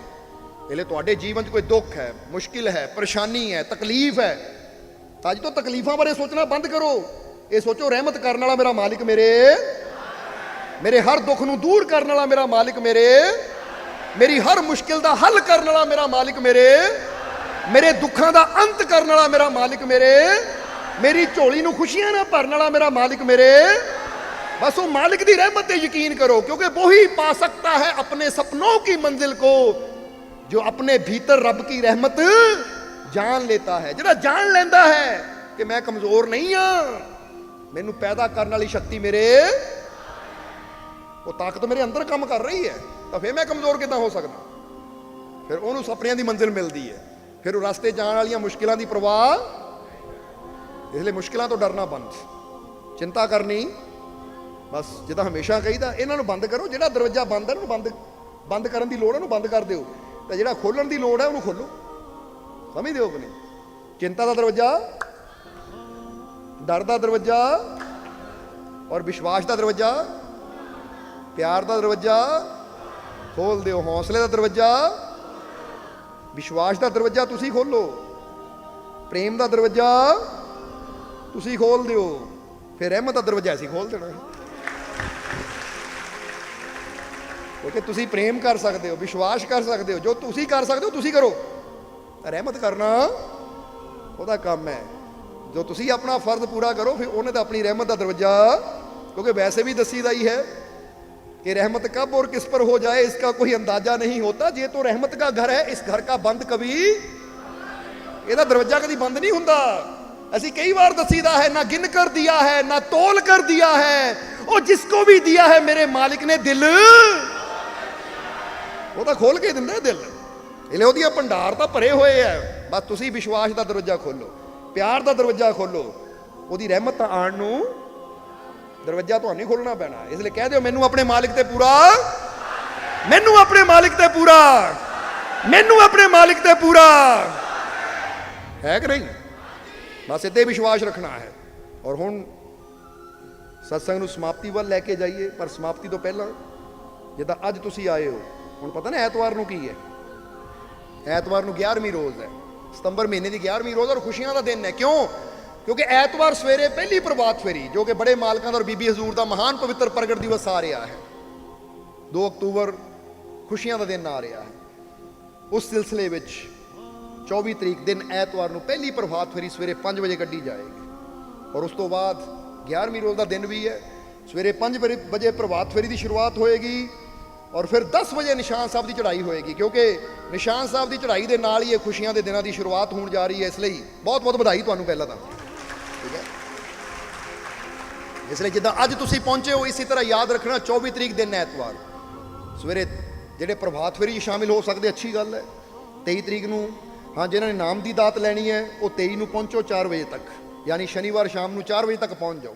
ਕਈ ਵਾਰ ਦੇਖਿਆ ਜੀਵ ਨਾਮਦਾਨ ਲੈਣ ਆਉਂਦੇ ਤਾਂ ਸ਼ਾਮ ਨੂੰ 6-7 ਵਜੇ ਆਉਂਦੇ ਆ, ਜਦੋਂ ਜੀਵਾਂ ਨੂੰ ਬਿਠਾ ਦਿੱਤਾ ਜਾਂਦਾ ਫਿਰ ਆ ਕੇ ਬੇਨਤੀ ਕਰਦੇ ਹੋ ਮਾਲਕੋ ਦੂਰੋਂ ਨਾਮ ਦੀ ਦਾਤ ਲੈਣ ਆਏ ਆ, ਤਾਂ ਫਿਰ ਉਹਨਾਂ ਨੂੰ ਮਨਾ ਕਰਨਾ ਪੈਂਦਾ, ਤਾਂ ਸਾਨੂੰ ਵੀ ਤਕਲੀਫ ਹੁੰਦੀ ਹੈ। ਕਿਉਂਕਿ ਜੋ ਸ਼ੁਰੂਆਤ ਵਿੱਚ ਨਾ ਸਮਝਾਇਆ ਜਾਂਦਾ ਹੈ, ਸਮਝ ਲੋਗੇ ਇੱਕ ਚੀਜ਼ 5 ਵਜੇ ਸਮਝਾਣੀ ਸ਼ੁਰੂ ਕੀਤੀ ਜਾਂਦੀ ਹੈ, ਫਿਰ 7 ਵਜੇ ਕੋਈ ਜਾ ਕੇ ਬੈਠੇਗਾ ਤਾਂ ਉਹਨੂੰ ਸਮਝ ਹੀ ਨਹੀਂ ਆਏਗੀ ਕੀ ਹੈ। ਇਸ ਲਈ ਅਗਰ ਨਾਮ ਦੀ ਦਾਤ ਲੈਣੀ 4 ਵਜੇ ਪਹੁੰਚੋ, ਫਿਰ ਆਪਣੇ ਨਾਮ ਲਿਖਾ ਕੇ 5 ਵਜੇ ਜੀਵਾਂ ਨੂੰ ਬਿਠਾਇਆ ਜਾਂਦਾ ਹੈ, ਫਿਰ ਨਾਮ ਦੀ ਦਾਤ ਦਿੱਤੀ ਜਾਂਦੀ ਹੈ। ਇਸ ਲਈ ਰਾਤ ਰੁਕੋ ਨਾਮ ਦੀ ਦਾਤ ਲੈ ਕੇ, ਜਾਂ ਵੈਸੇ ਵੀ ਰਾਤ ਰੁਕ ਕੇ ਸਵੇਰੇ 5 ਵਜੇ ਪ੍ਰਭਾਤ ਫੇਰੀ ਦਾ ਆਨੰਦ ਲਓ, ਐਤਵਾਰ ਛੁੱਟੀ ਦਾ ਦਿਨ, ਔਰ ਫਿਰ 10 ਵਜੇ ਨਿਸ਼ਾਨ ਸਾਹਿਬ ਦੀ ਚੜ੍ਹਾਈ, ਔਰ ਫਿਰ 11ਵੀਂ ਰੋਜ਼ ਦਾ ਪਵਿੱਤਰ ਦਿਨ ਤਾਂ ਹੈ ਹੀ। ਔਰ ਇਹ ਵੀ ਦੱਸਾਂਗੇ ਜਿਹੜੇ ਹਾਜ਼ਰੀਆਂ ਭਰਨ ਵਾਲੇ ਉਹਨਾਂ ਵਾਸਤੇ 11ਵੀਂ ਰੋਜ਼ ਦੀ ਹਾਜ਼ਰੀ ਲਗਾਉਣਾ ਵੀ ਜ਼ਰੂਰੀ ਹੈ, ਤਾਂ ਜਿਹੜੇ ਮਾਲਕਾਂ ਨਾਲ ਪਿਆਰ ਕਰਨ ਵਾਲੇ ਆ ਉਹਨਾਂ ਵਾਸਤੇ ਤਾਂ 11ਵੀਂ ਰੋਜ਼ 'ਤੇ ਆਉਣਾ ਹੋਰ ਵੀ ਜ਼ਰੂਰੀ ਹੁੰਦਾ ਹੈ, ਕਿਉਂਕਿ ਪ੍ਰੇਮੀਆਂ ਨੂੰ ਤਾਂ ਇੰਤਜ਼ਾਰ ਰਹਿੰਦਾ ਕਿ ਕਦੋਂ ਮੌਕਾ ਮਿਲੇ ਤਾਂ ਜਾ ਕੇ ਅੱਜ ਆਨੰਦ ਆ ਰਿਹਾ ਕਿ ਨਹੀਂ। ਬਸ ਫਿਰ ਜਿਹੜੇ ਪਿਆਸੇ ਹੁੰਦੇ ਉਹ ਆਨੰਦ ਲੈਣ ਵਾਸਤੇ ਦੌੜੇ ਆਉਂਦੇ ਆ, ਫਿਰ ਸੱਦੇ ਦੇਣ ਦੀ ਲੋੜ ਨਹੀਂ ਰਹਿੰਦੀ ਉਹਨਾਂ ਨੂੰ। ਇਸ ਲਈ 24 ਤਰੀਕ ਪ੍ਰਭਾਤ ਫੇਰੀ ਦੀ ਸ਼ੁਰੂਆਤ ਸਵੇਰੇ 10 ਵਜੇ ਨਿਸ਼ਾਨ ਸਾਹਿਬ ਦੀ ਚੜ੍ਹਾਈ, ਔਰ ਫਿਰ ਪਤਾ ਹੀ ਹੈ ਤੁਹਾਨੂੰ 11ਵੀਂ ਰੋਜ਼ ਦਾ ਦਿਨ, ਜੀਵਾਂ ਦੀਆਂ ਬੇਨਤੀਆਂ ਵੀ ਹੁੰਦੀਆਂ, ਰਹਿਮਤਾਂ ਨਾਲ ਝੋਲੀਆਂ ਭਰੀਆਂ ਜਾਂਦੀਆਂ, ਸਤਸੰਗ ਵੀ ਹੁੰਦਾ ਹੈ, ਬੜਾ ਆਨੰਦ ਵਾਲਾ ਦਿਨ ਹੈ। ਸੋ ਸਾਰਿਆਂ ਨੇ ਪਹੁੰਚਣਾ ਹੈ, ਔਰ ਫਿਰ ਇਸੇ ਤਰ੍ਹਾਂ ਇਹ ਪ੍ਰਭਾਤ ਫੇਰੀ ਦਾ ਸਿਲਸਿਲਾ 1 ਤਰੀਕ ਤੱਕ ਚੱਲੇਗਾ। 1 ਤਰੀਕ ਸਵੇਰੇ ਪ੍ਰਭਾਤ ਫੇਰੀ, ਔਰ ਦੁਪਹਿਰ ਨੂੰ ਫਿਰ 2 ਵਜੇ ਰੱਥ ਯਾਤਰਾ ਹੈ। ਇਸ ਲਈ ਰੱਥ ਯਾਤਰਾ ਵਿੱਚ ਵੀ ਸਾਰਿਆਂ ਨੇ ਸ਼ਾਮਿਲ ਹੋਣਾ ਹੈ। ਬਲਕਿ ਅਸੀਂ ਹਮੇਸ਼ਾ ਦੱਸੀਦਾ 2 ਦਿਨ, ਯਾਨੀ 1 ਤਰੀਕ ਦੁਪਹਿਰੇ ਔਰ 2 ਤਰੀਕ ਸ਼ਾਮ ਤੱਕ, ਇਹ ਯਾਨੀ ਇੱਕ ਦਿਨ ਦਾ ਟਾਈਮ ਕੱਢ ਕੇ ਆਓ। ਇੱਕ ਦਿਨ ਹੀ ਹੋ ਗਿਆ, ਇੱਕ ਰਾਤ ਦਾ ਟਾਈਮ ਹੋ ਗਿਆ, ਇਹ ਟਾਈਮ ਕੱਢ ਕੇ ਆਓ। ਤਾਂ ਜੇ ਤੁਸੀਂ ਇਹ ਵਕਤ ਕੱਢ ਕੇ ਆਓਗੇ ਤਾਂ ਫਿਰ ਮਾਲਕ ਦੀਆਂ ਰਹਿਮਤਾਂ ਨਾਲ ਭਰਪੂਰ ਹੋ ਕੇ ਜਾਓਗੇ, ਜੀਵਨ ਦੀਆਂ ਸਾਰੀਆਂ ਕਮੀਆਂ ਪੂਰੀਆਂ ਹੋ ਜਾਣਗੀਆਂ, ਕਿਉਂਕਿ ਬੜਾ ਖੁਸ਼ੀਆਂ ਦਾ ਦਿਨ ਹੈ। ਆਪ ਵੀ ਆਣਾ ਹੈ, ਸੱਜਣਾ ਮਿੱਤਰਾਂ ਰਿਸ਼ਤੇਦਾਰਾਂ ਨੂੰ ਵੀ ਲੈ ਕੇ ਆਣਾ ਹੈ, ਔਰ ਯਾਦ ਰੱਖਣਾ ਹੈ 24 ਤਰੀਕ 11ਵੀਂ ਰੋਜ਼, 1 ਤਰੀਕ ਦੀ ਸ਼ੋਭਾ ਯਾਤਰਾ ਦੁਪਹਿਰੇ 2 ਵਜੇ, ਔਰ ਫਿਰ ਰਾਤ ਦਾ ਵੀ ਸਤਸੰਗ 1 ਨੂੰ, ਔਰ ਫਿਰ 2 ਤਰੀਕ ਤਾਂ ਹੈ ਹੀ ਸਾਲਾਨਾ ਮੇਲਾ, ਇਹ ਸਾਲਾਨਾ ਪ੍ਰੋਗਰਾਮ, ਖੁਸ਼ੀਆਂ ਦਾ ਦਿਨ, ਰਹਿਮਤਾਂ ਦਾ ਦਿਨ, ਖਾਲੀ ਝੋਲੀਆਂ ਨੂੰ ਭਰਨ ਦਾ ਦਿਨ। ਇਸ ਲਈ ਪਹੁੰਚੋ ਔਰ ਇਹ ਟਾਈਮ ਮਿਸ ਨਾ ਕਰਿਓ, ਕਿਉਂਕਿ ਰਹਿਮਤ ਬਹੁਤ ਬੜੀ ਹੈ। ਇਸ ਲਈ ਇਹ ਰਹਿਮਤ ਨੂੰ ਤਾਂ ਜਿੰਨਾ ਸੰਭਾਲਿਆ ਜਾਵੇ ਉਨਾ ਹੀ ਅੱਛਾ ਹੈ। ਸੋ ਯਾਦ ਰੱਖਣਾ। ਔਰ ਆਓ ਫਿਰ ਹੁਣ ਕਹਿ ਦਈਏ ਆਖਰਲੇ ਵਚਨਾਂ 'ਚ ਫਿਰ ਕਿ ਮੈਨੂੰ ਆਪਣੇ ਮਾਲਿਕ ਤੇ ਪੂਰਾ, ਮੈਨੂੰ ਆਪਣੇ ਮਾਲਿਕ ਤੇ ਪੂਰਾ, ਮੈਨੂੰ ਆਪਣੇ ਮਾਲਿਕ ਤੇ ਪੂਰਾ, ਮੇਰੀਆਂ ਝੋਲੀਆਂ ਖੁਸ਼ੀਆਂ ਨਾਲ, ਮੇਰੀਆਂ ਝੋਲੀਆਂ ਖੁਸ਼ੀਆਂ ਨਾਲ, ਮੇਰੀਆਂ ਝੋਲੀਆਂ ਖੁਸ਼ੀਆਂ ਨਾਲ, ਮੇਰੇ ਸਾਰੇ ਦੁੱਖ ਦੂਰ, ਮੇਰੇ ਸਾਰੇ ਦੁੱਖ ਦੂਰ, ਮੇਰੇ ਸਾਰੇ ਦੁੱਖ ਦੂਰ, ਮੇਰਾ ਮਾਲਿਕ ਮੇਰੇ, ਮੇਰਾ ਮਾਲਿਕ ਮੇਰੇ, ਮੇਰਾ ਮਾਲਿਕ ਮੇਰੇ, मैं बहुत खुशी आ गई, आ गई, आ गई, आ गई, रहमत आ गई, आ गई, आ गई, आ गई, मेरे दुख दूर हो गए, हो गए, हो गए, हो गए। मेरा मालिक मेरे, मेरा मालिक मेरे, मेरा मालिक मेरे, मेरा मालिक मेरे। वाकई दिलों कहता ना, तो फिर मालिक हर वेले नाल ही है। बस विश्वास रखो। सो आने वाला समा ਤੁਹਾਡੇ ਸਭ ਦੇ ਵਾਸਤੇ ਖੁਸ਼ੀਆਂ, ਰਹਿਮਤਾਂ, ਬਰਕਤਾਂ ਲੈ ਕੇ ਆਵੇ। ਮਾਲਿਕ ਤੁਹਾਨੂੰ ਸਭ ਨੂੰ ਤੰਦਰੁਸਤੀ ਦੇਣ, ਕੰਮਾਂ ਕਾਰਾਂ 'ਚ ਬਰਕਤਾਂ ਦੇਣ, ਔਰ ਤੁਹਾਡੇ ਜੀਵਨ 'ਚੋਂ ਡਰ, ਚਿੰਤਾ, ਇਹ ਨਿਰਾਸ਼ਾ, ਉਦਾਸੀ ਖਤਮ ਹੋ ਜਾਵੇ। ਤੁਹਾਡੇ ਜੀਵਨ 'ਚ ਸਾਹਸ, ਪ੍ਰੇਮ, ਵਿਸ਼ਵਾਸ ਪੈਦਾ ਹੋ ਜਾਵੇ, ਤਾਂ ਕਿ ਤੁਸੀਂ ਜੀਵਨ ਦਾ ਪੂਰਾ ਆਨੰਦ ਲੈ ਸਕੋ। ਔਰ ਮਾਲਿਕ ਆਪਣੀ ਕਿਰਪਾ ਹਮੇਸ਼ਾ ਤੁਹਾਡੇ ਤੇ ਬਣਾਏ ਰੱਖਣ। ਅੱਜ ਜਿੰਨੇ ਵੀ ਜੀ ਮਾਲਿਕ ਦੇ ਕਦਮਾਂ 'ਚ ਆਏ, ਮਾਲਿਕ ਤੁਹਾਡੀ ਸਭ ਦੀ ਹਾਜ਼ਰੀ ਕਬੂਲ ਕਰਨ। ਔਰ ਜਿਹੜੇ ਮਾਲਿਕ ਦੇ ਨਾਮ ਦੀਆਂ ਨਿਆਜ਼ਾਂ ਲੈ ਕੇ ਆਏ ਹੈ, ਜੇ ਕੋਈ ਆਪਣੀ ਦੁੱਖ ਤਕਲੀਫ ਦੀ ਨਿਆਜ਼ ਲੈ ਕੇ ਆਇਆ ਹੈ, ਤਾਂ ਜਿਸ ਭਾਵਨਾ ਨਾਲ ਜੀਵ ਨਿਆਜ਼ ਲੈ ਕੇ ਆਇਆ ਹੈ, ਮਾਲਿਕ ਉਹਦੀ ਨਿਆਜ਼ ਨੂੰ ਕਬੂਲ ਕਰਨ, ਉਹਦੀ ਮਨੋਕਾਮਨਾ ਨੂੰ ਪੂਰਾ ਕਰਨ, ਉਹਦੀ ਭਾਵਨਾ ਨੂੰ ਪੂਰਾ ਕਰਨ। ਔਰ ਜਿਹੜੇ ਜੀਵ ਅੱਜ ਖੁਸ਼ੀ ਦੀ ਨਿਆਜ਼ ਲੈ ਕੇ ਆਏ ਹੈ, ਮਾਲਿਕ ਉਹਨਾਂ ਦੀ ਖੁਸ਼ੀ ਦੀ ਨਿਆਜ਼ ਨੂੰ ਕਬੂਲ ਕਰਨ। ਤਾਂ ਜੀਵਾਂ ਦੀ ਝੋਲੀ 'ਚ ਇੰਨੀਆਂ ਖੁਸ਼ੀਆਂ ਪਾ ਦੇਣਗੇ, ਕਦੀ ਫਰਿਆਦਾਂ ਕਰਨ ਦੀ, ਮੰਗਣ ਦੀ ਲੋੜ ਹੀ ਨਾ ਪਵੇ। ਔਰ ਜਿਹੜੇ ਸੇਵਾ 'ਚ ਯੋਗਦਾਨ ਦੇਣ ਵਾਲੇ ਆ, ਮਾਲਿਕ ਉਹਨਾਂ ਦੀਆਂ ਕਮਾਈਆਂ 'ਚ ਵੀ ਬਰਕਤਾਂ ਪਾਉਣ, ਤਾਂ ਕਿ ਇਸੇ ਤਰ੍ਹਾਂ ਮਾਲਿਕ ਦੇ ਘਰ ਦੀ, ਦਰ ਦੀ, ਸੰਗਤ ਦੀ ਸੇਵਾ ਕਰਕੇ ਉਹ ਮਾਲਿਕ ਦੀਆਂ ਖੁਸ਼ੀਆਂ ਪ੍ਰਾਪਤ ਕਰਦੇ ਰਹਿਣ। ਔਰ ਆਉਣ ਵਾਲਾ ਹਰ ਪਲ ਤੁਹਾਡੇ ਸਾਰਿਆਂ ਵਾਸਤੇ ਤੰਦਰੁਸਤੀ, ਖੁਸ਼ੀਆਂ, ਕਾਮਯਾਬੀ ਭਰਿਆ ਹੋਵੇ। ਇਹੀ ਸਾਡੀ ਉਸ ਮਾਲਿਕ ਦੇ ਚਰਨਾਂ 'ਚ ਅਰਦਾਸ ਬੇਨਤੀ ਹੈ। ਔਰ ਹੁਣ ਅੰਤ ਵਿੱਚ ਤੁਹਾਡੇ ਸਭ ਦੇ ਅੰਦਰ ਵਾਸਤੇ ਉਸ ਮਾਲਿਕ ਨੂੰ ਪ੍ਰਣਾਮ ਕਰਦੇ ਹਾਂ। ਸਾਡਾ ਪ੍ਰਣਾਮ ਸਵੀਕਾਰ ਕਰੋ। ਜੈ ਮਾਲਕਾਂ ਦੀ।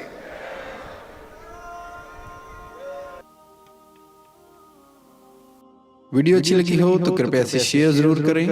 आपके शेयर करने से अगर किसी की जिंदगी में अच्छा बदलाव आता है, पॉजिटिव चेंज आती है, तो ये भी आपकी तरफ से किया गया एक नेक कर्म होगा, एक सेवा होगी। तो वीडियो को शेयर जरूर करें। और वीडियो देखने के लिए सर्व संजय दरबार कांटियां शरीफ यूट्यूब चैनल को सब्सक्राइब करें और फेसबुक पेज को फॉलो करना ना भूलें। जय माता दी।